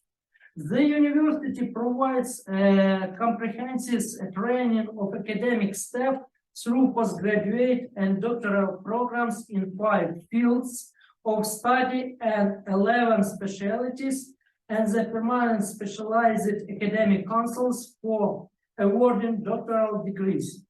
Since Ukraine's independence, 48 doctoral and 416 candidate dissertations have been defended at the university. The university has 12 scientific schools, 3 specialized academic councils for the defense of doctoral and candidate dissertations. The university also publishes the professional journal in economic and agricultural disciplines, collection of scientific papers of young scientists, student research papers, and conference materials. There is a library equipped with modern information facility with 22 reading rooms and a book depository with more than 260,000 volumes of educational, scientific, and fiction literature. The university's international activities are carried out under certified cooperation agreements with foreign educational institutions, scholarship programs, and grants. Every year, teachers and students undergo internships at leading universities and research centers in Europe. Slide 7. The university has one of the largest educational and production facilities among Ukraine educational institutions for educational activities and research, an experimental field, experimental breeding plots, experimental gardens, experimental vegetable plots, a fruit nursery, a wine yard, berry plots, educational and production workshops for processing fruits, berries, and vegetables, grain, a fruit storage facility, greenhouses, a collection botanical nursery, and a greenhouse complex. Slide 8. An important aspect of university's activities was cooperation with International Charitable Foundation for Social Adaptation under the Norway Ukraine project to help military personnel, veterans, and their families adapt to Ukraine's state system. As a result, in 2021 and 2022, 176 combatants and 2,018 internally displaced persons gained new knowledge and mastered a new profession. The success of this project lies in the combination of training and social rehabilitation opportunities in an outdoor production environment. The consulting support of lectures after graduation adds a special weight and value to education at university. Currently, the university is a leading educational institution that provides education to the largest number of combatants in the region. A further distance to university performance is its role as a sole founder of the Ukarsat Prom Association, which promotes horticulture in Ukraine. Within the association, the university provides access to advanced research and development in the field of horticulture. Slide 9. The university cooperates with international association, consortium, and unions. University research and teaching staff participate in international and Ukrainian competition and run programs Erasmus, Horizon, and another. The university has always been active in volunteering, which has significantly increased in science 2040 and has equipped new forms and responsibilities science 2022. Throughout the entire period of its existence, the activities of university have been stringently focused on the development of the scientific and educational component in line with the progressive modernity. This allowed the university to withstand geopolitical transformation and maintain its authoritative position. And please, slide 10. Our team is represented on slide 10. Please open my presentation. And I will tell you about our distance education. Our university started use information technology in teaching more than 10 years ago. This was before the COVID pandemic and accordingly the start of the war. Distance education at our university regulated by the 3 documents which you can see. The third document regulating the use of the Moodle platform was created in 2015. Next slide, please. And right now, next slide. Right now, the structure of our distance education presented by the 2 platforms: automated management system Universitet or university and Moodle platform. Next slide. Since 2050, our university to start the use Moodle. This platform is used for organization, the automated educational process, and it's It's very convenient for us and for students, and all educational building of our university have two equipment. It's equipped a local network with a good speed, and it Wi-Fi. It use Wi-Fi technology with free access to internet. Next slide, please. At the beginning of the study, we inform our students about the mechanism of distance educational and turn to use the Moodle and automated management system of university. Next slide. You know, all who try to use Moodle, that all teachers have own office or own space in this platform. And here you can see a first page. Next slide, please.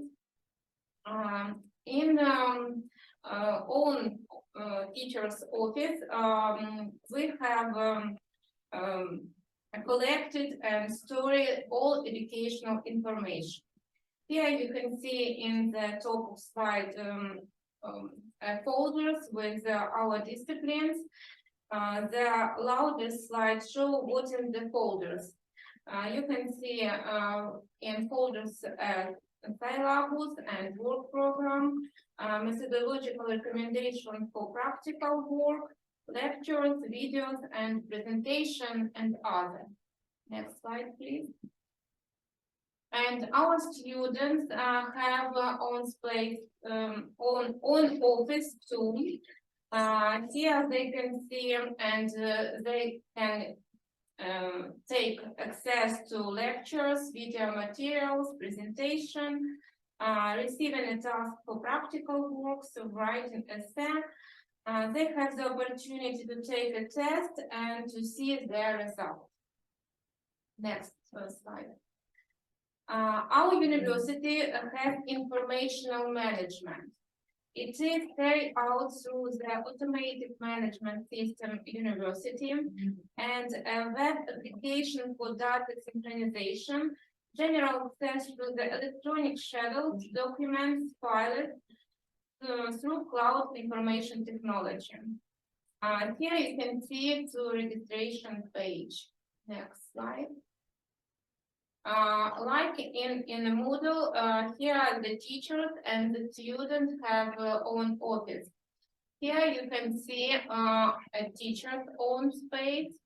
Our researchers have a freedom to create and choose the platform in which they spend the classes, and they notify about the student creating an announcement. Please. Next slide. Here you can see announcement for students. For example, it's my announcement in which I ask the student to go to my class. You can see it will be in Zoom platform. And here you can see active link in which student click and go to my classes. Next slide, please. And what can see a student in own office? There you can see what is students. They can see schedules for a week or maybe for a month. And next slide, please. And they can see announcement. Also, they can see a curriculum. For example, it's a curriculum for a bachelor degree. You can see a first grade, second, third grade, fourth, and students can see a number of classes, a number of credits, in which department they have a discipline and other information. Next, please. And here you can see a curriculum for semesters, in which a student can see subject, number of hours for lectures, for practical, the department, and the name of the teachers. Next. And our students have the opportunity to create individual learning trajectory. Here you can see they can choose some of the subjects and in own space, in own order. Next slide. And at the end of the semester, they can opportunity to see what the mark they receive.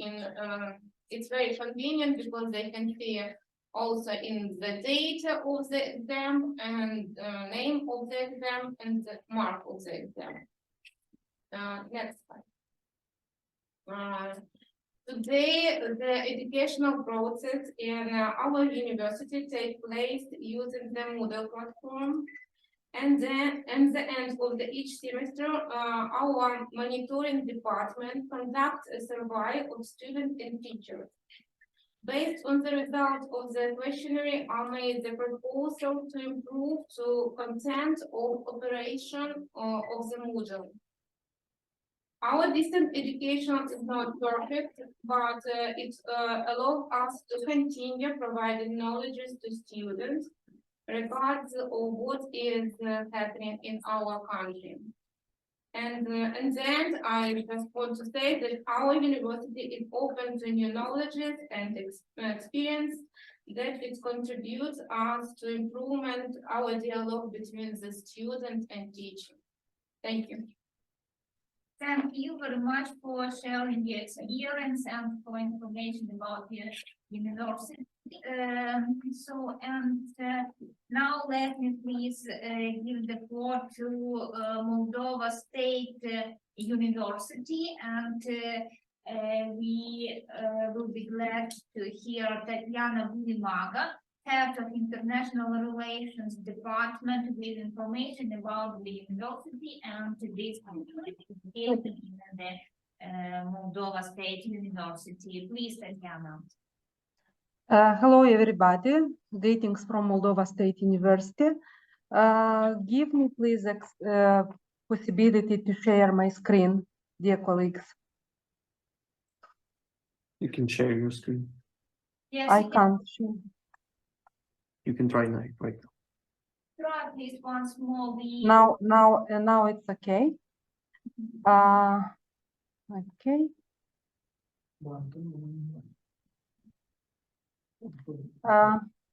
You can see my screen. Everything is okay. Yes. Okay. Okay. Thank you. Okay, dear partners, dear colleagues, dear friends. I am very glad to greet you at this important, the main event of our project, or the beginning of our project. In next minutes, I would like to present Moldova State University as partner in the DEFEP project. And I will begin with the history, a short history of our institution. Moldova State University is the first higher education institution with the status of university in Moldova, and was founded in October 1st, 1946. Initially, the university was named Chisinau State University, and it managed to create a solid national and international reputation.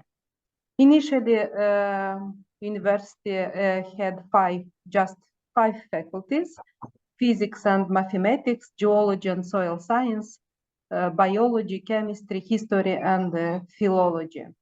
As you can see, the university, Moldova State University, from the beginning was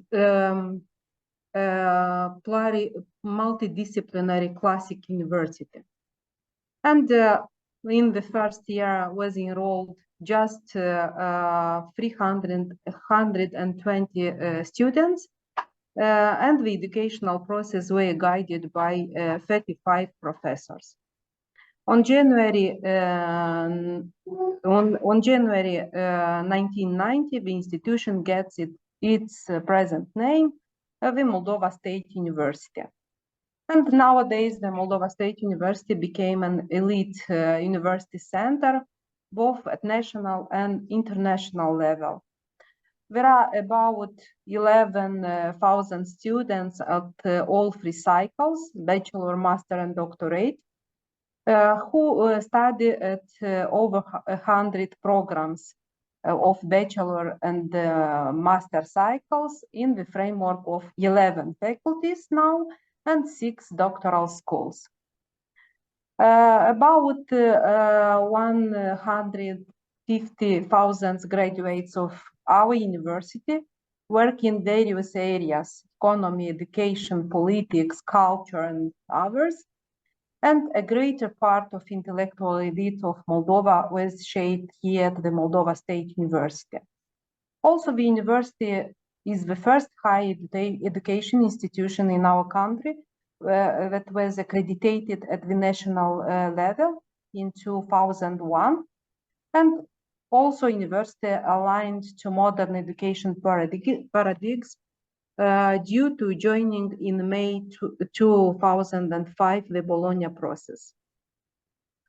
Speaking about the international cooperation, I would like to mention that our university is member of International Association of Universities, member of University Agency of Francophonie, and last year we became a member of UNICA, network of universities from capitals of Europe.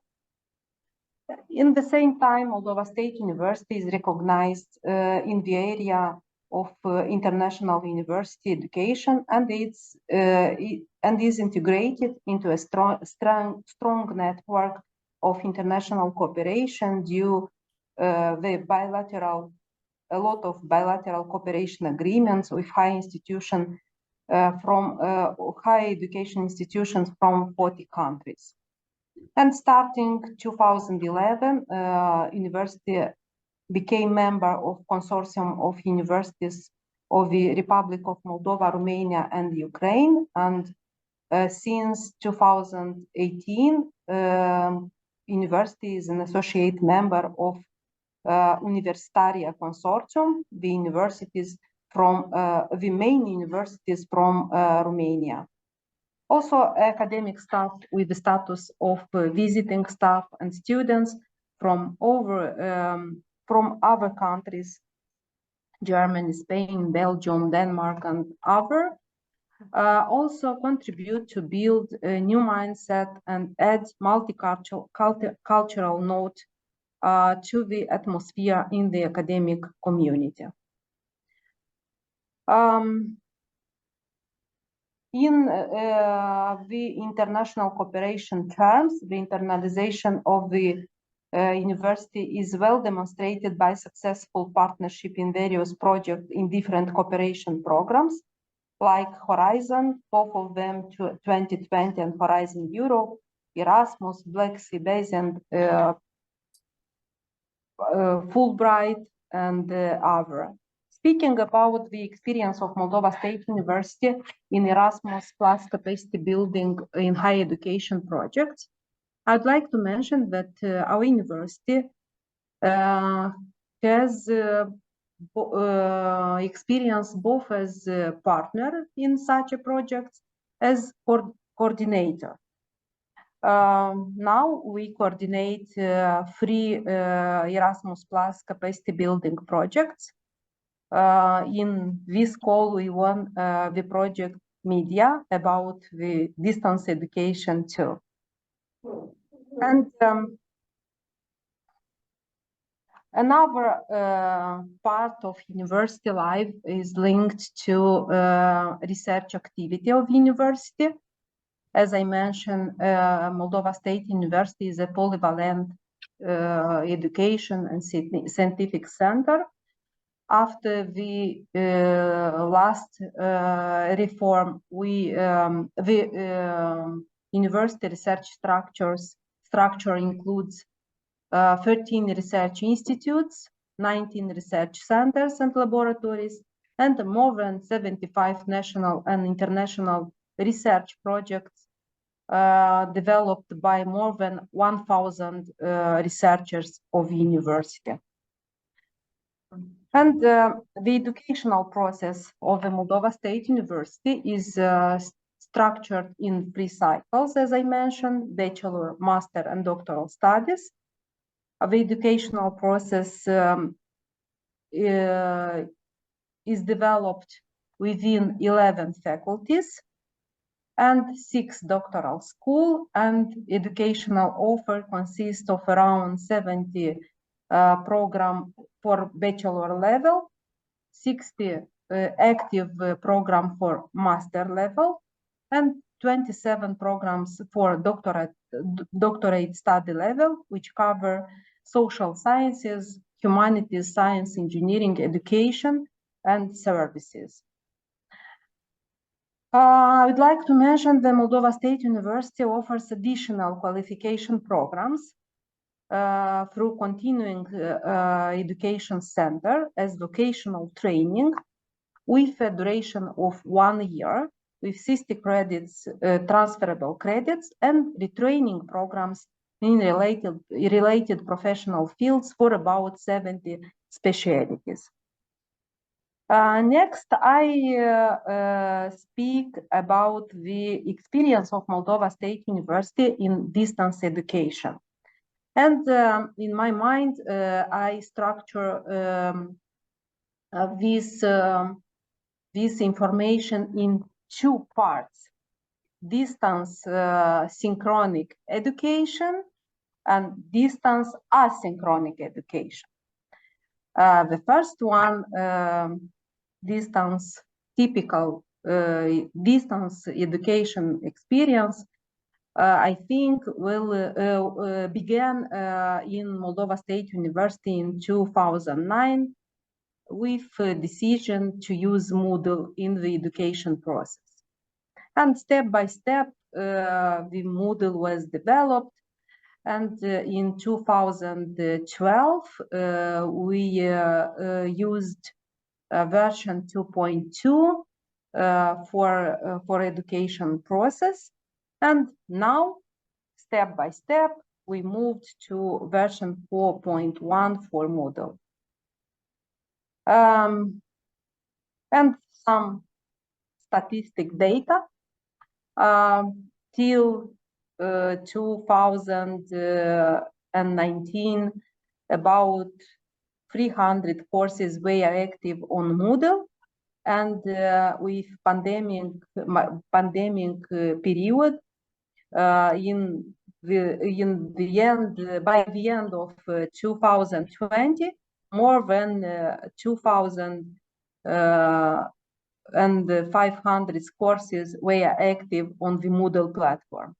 At the same time, the Moodle platform as a technical instrument for education process were developed, and were in the Moodle platform were added a lot of instruments for assuring distance education, for assuring distance education process during the pandemic period. And after that, in 2021-22, we kept a lot of experience we learned in the pandemic period, like hybrid mode of education, hybrid mode of developing conferences, meetings, and so on. This experience on Moodle on distance education were linked to supporting and training for teaching staff, trainings through training seminars, continuing education courses, individual consultations, tutorial for teaching staff, special online and in-person trainings for teaching staff, in all this period. And also about the regulation methodology or provisions for distance education in Moldova State University. A lot of regulations, methodology, and politics were elaborated and approved, like institutional regulation regarding the electronic register of academic success, regulation regarding the management of academic road information, regulation regarding the organization and the conduct of distance education within the Moldova State University was approved in the last year at the end of 2022. And during the pandemic period, also a lot of regulation and methodology for organizing, conducting, and monitoring didactical process during the pandemic period were elaborated and approved. Also, as our university, we have the Central University Library with university repository, working also for education and research processes in the Moldova State University. The university continuously modernize both the logistics like internet connection, internet networks, and so on, and software for educational, for research, for management issues, like electronic register for students and professors, e-management system for management issues of the university. And the second part of distance education experience of the Moldova State University, we have Moldova State University and as well as Technical University. We have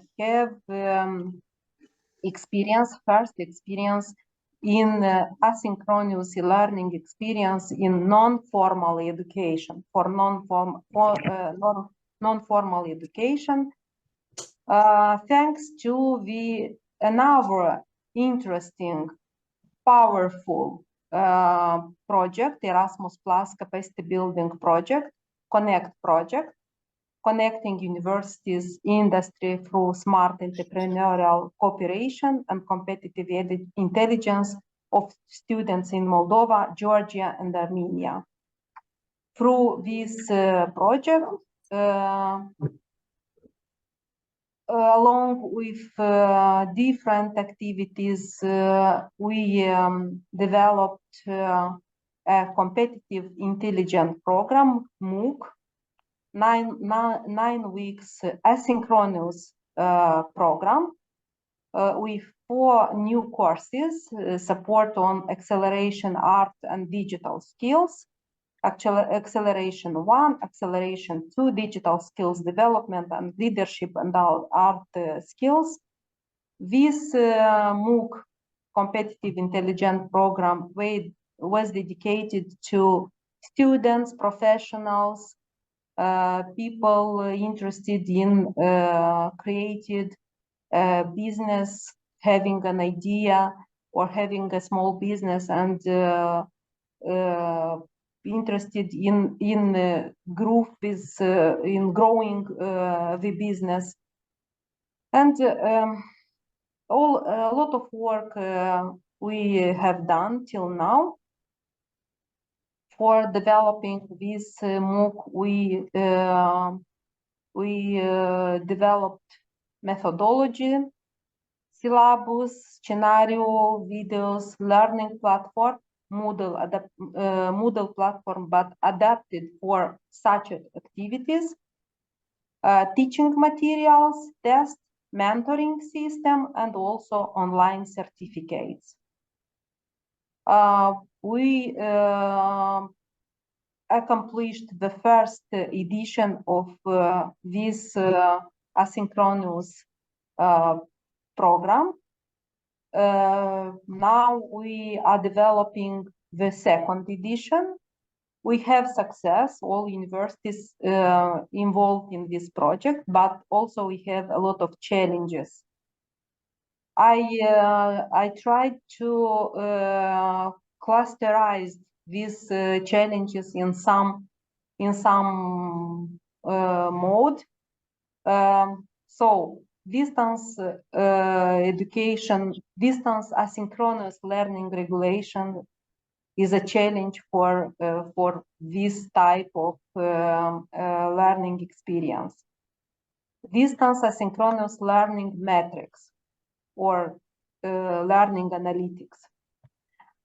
Trained teachers for distance asynchronous learning, as well as trained technical staff.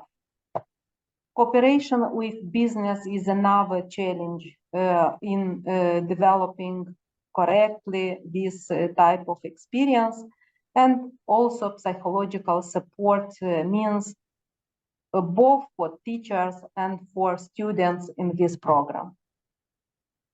And adopted and developed the DEFEP project as well as media project, dedicated, both of them dedicated to distance education.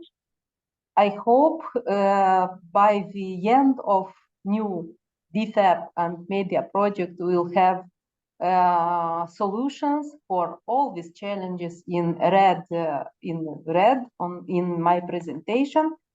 And I would like to mention that all activities, all work to have been done in both projects could be well done with team, with people. And I present our project team, Mrs. Otilia Dandara, project coordinator, my colleague Elena Simchuk from International Relations Department. Also, Elena is a coordinator for Connect and for Media project. My colleagues from Quality Management Department of University, Violeta Kotelevich and Oksana Paladi, Mrs. Maya Shevchuk from the Faculty of Education Sciences, and my colleagues from e-learning department, Drago Shungreanu and Rodion Domenko. At the final, and I would like to end my presentation with congratulations for project coordinations and for their ambitious and courage for writing and implementing the DEFEP project. This project is very important for all universities from partner country, from Moldova and Ukraine. For the steps we have to do regarding the regulations and methodology of distance education, and as well as for the actions regarding of master program we have to provide, applying the distance education approach. Good luck to all of us, and I hope this cooperation will be not for only 3 years of the project, but long ahead. Thank you. If you have some questions, I'm very glad to answer. Dear colleagues, do you have some questions? Yes. So, dear Tatiana, we want to say thank you for this presentation, and we also have expectation that our cooperation will be not only in the frame of the project, but in another part of our activities too.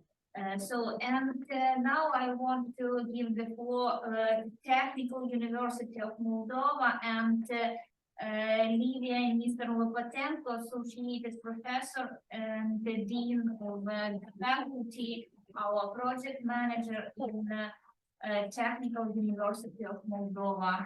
Please, dear Livia, share the experience. Colleagues, you can see my presentation? Yes. Good afternoon, dear colleagues. Our Technical University of Moldova in 2024, in October, will celebrate 60 years from founded Technical University of Moldova. Our motto is engineers create the future. Vice-rector Daniela Pojar, she explained about affiliation Agrarian University, and now Technical University of Moldova, the only higher education institution for engineering in Republic of Moldova. My presentation including two parts. The first part I will speak about in general about Technical University of Moldova, and second part I will speak about our faculty, because team from the project is from our faculty. Now, Technical University of Moldova, it's a big university, has 11 faculties, almost 11,500 students, 973 academic staff, professors, associated professors, lecturer, and young lecturer.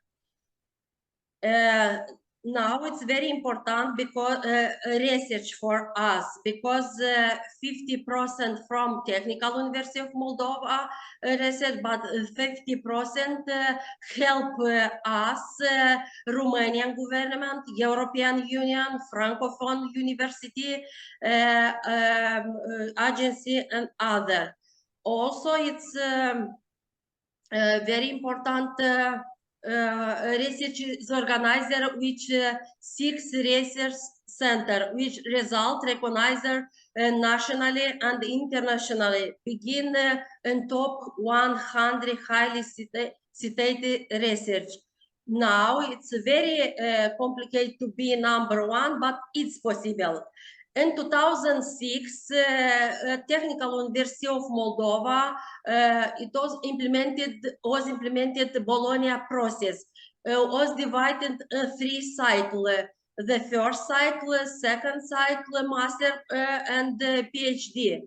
General fields of study now at Technical University of Moldova is arts, economic science, law, environment science, and information and communication technologies, engineering and engineering activities, manufacturing and processing technologies, architect and construction, agriculture sciences, forestry, veterinary, and public services.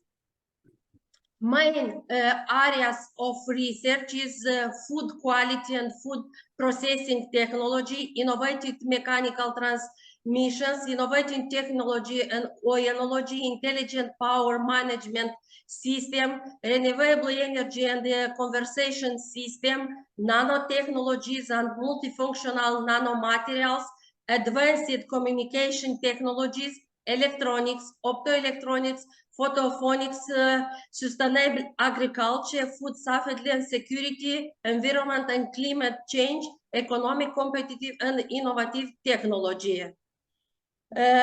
Our big active achievement is TUM satellite.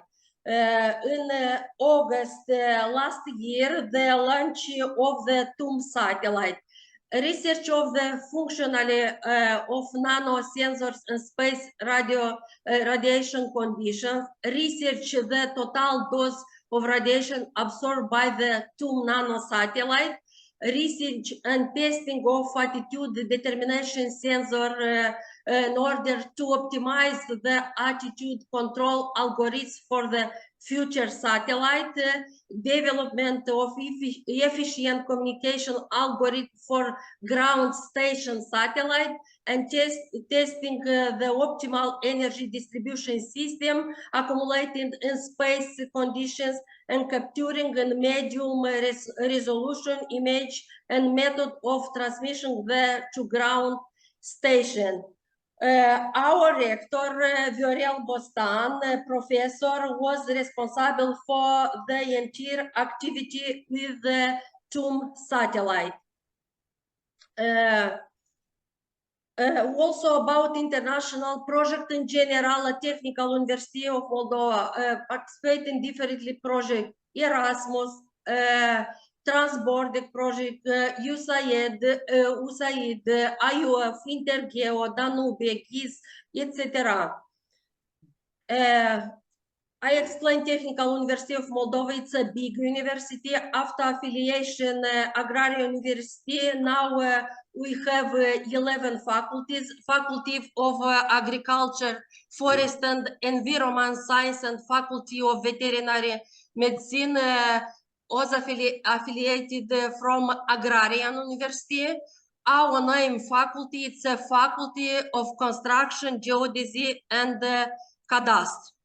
A little about our experience, our project, our students, about edifice engineering and construction, our activity, marketing and real estate management, 3D modeling of land object of the terrestrial surface based on topographic and photogrammetric measurement, modern method, stage and procedure for the development of digital maps and plan, representative of the plan of map of the land surface, national and international standards for assessment real estate. Our missions, not only our faculty or university, are education, research, and the connection with the social economic environment. At our faculty, Construction, Geodesy, and Cadastre, we have two departments, and our department is responsible for direct responsible for education process. For the first cycle, we have 6 programs, construction and civil engineering, geodetic engineering and cadastre and land management, fire engineering and civil protection, and mine engineering. The red color is 2 specialties affiliated from Agrarian University. Also, you have a department engineering, law and real estate evaluation, specialty RAI, evaluation and development of property, and one specialty for engineer construction, but who learn 2 years economics and 2 years civil engineering. All our programs, study programs for first cycle are 240 transferal credits for 4 years full time, but in our country, in the Republic of Moldova, it's possibility to learn for for period 5 years. Just a moment, because not working.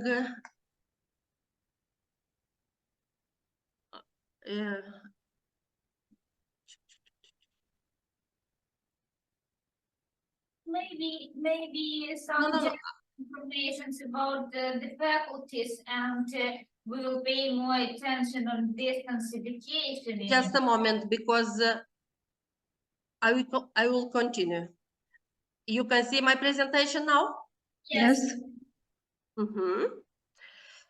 Also, we have 6 program, master program. I think me and my colleague to improve this new Erasmus project in young master program, geomatics and cadastre. In general, faculty now we have 100 students. Our Moodle platform started many years ago. I think at our faculty direct almost 12 years. Now we have a total number of courses placed on platform Moodle 104, and now on progress 50 from new syllabus, because our new syllabus started in 2021. Also now me and my colleagues use platform from State Agrarian University. Also the important success is education, international education. 7 years ago, we start, me and my colleagues, to be very active in Erasmus academic mobility. Now, for example, I have almost 10 students who participate in the Erasmus K academic mobility. Also, our teachers is very active. Erasmus capacity building and higher education, GOBs, it's last project finished in November. Also, it's very important because the result GOBs project we have GOBs platform, also good experience for us and for future and DEFEP project. Technical University of Moldova, our faculty participate very active in GOBs project in all org package, but we have good experience and I will help special in org package 5, dissemination and exploitation of result, because we have a leader. Our Faculty of Construction, Geodesy and Cadastre has about 100 cooperation agreements with different institutions only in the Republic of Moldova, and we organize seminars, visit, and with our students. Our research also is very important success. Only or just our faculty participate in transborder project, integrated network for hazard risk management in the Republic of Moldova and Romania. Leader of the project, Technical University of Gheorghe from Romania. And also from Moldova participate Institute of Geology and Seismology. Also, only our collaborate with international university from Poland, from Romania, from Croatia, from Ukraine, from Armenia. It's very, very important for us.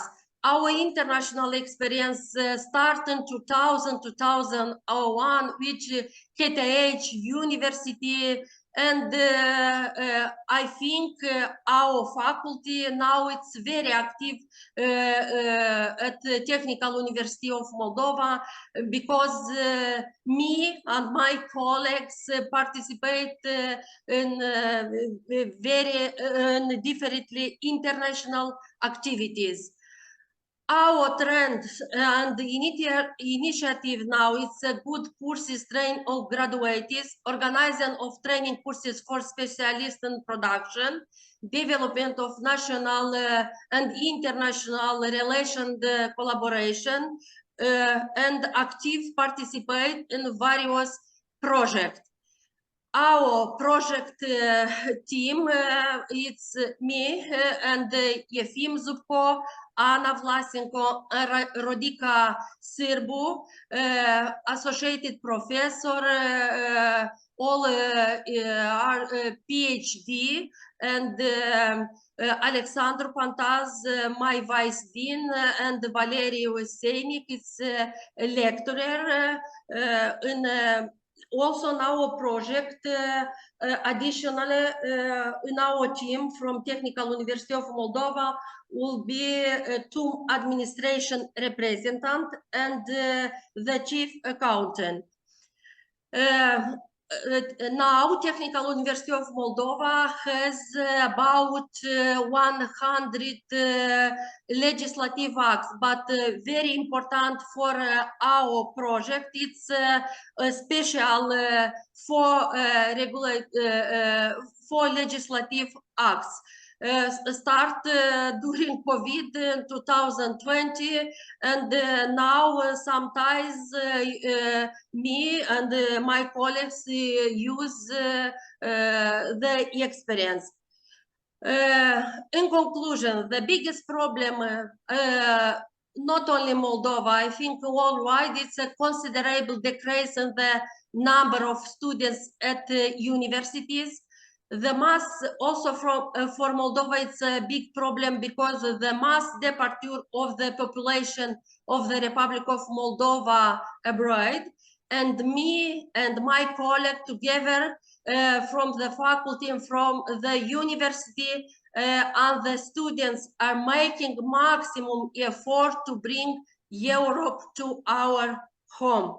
Thank you very much. Thank you very much for your attention. And our last motto is follow the lead our Technical University of Moldova.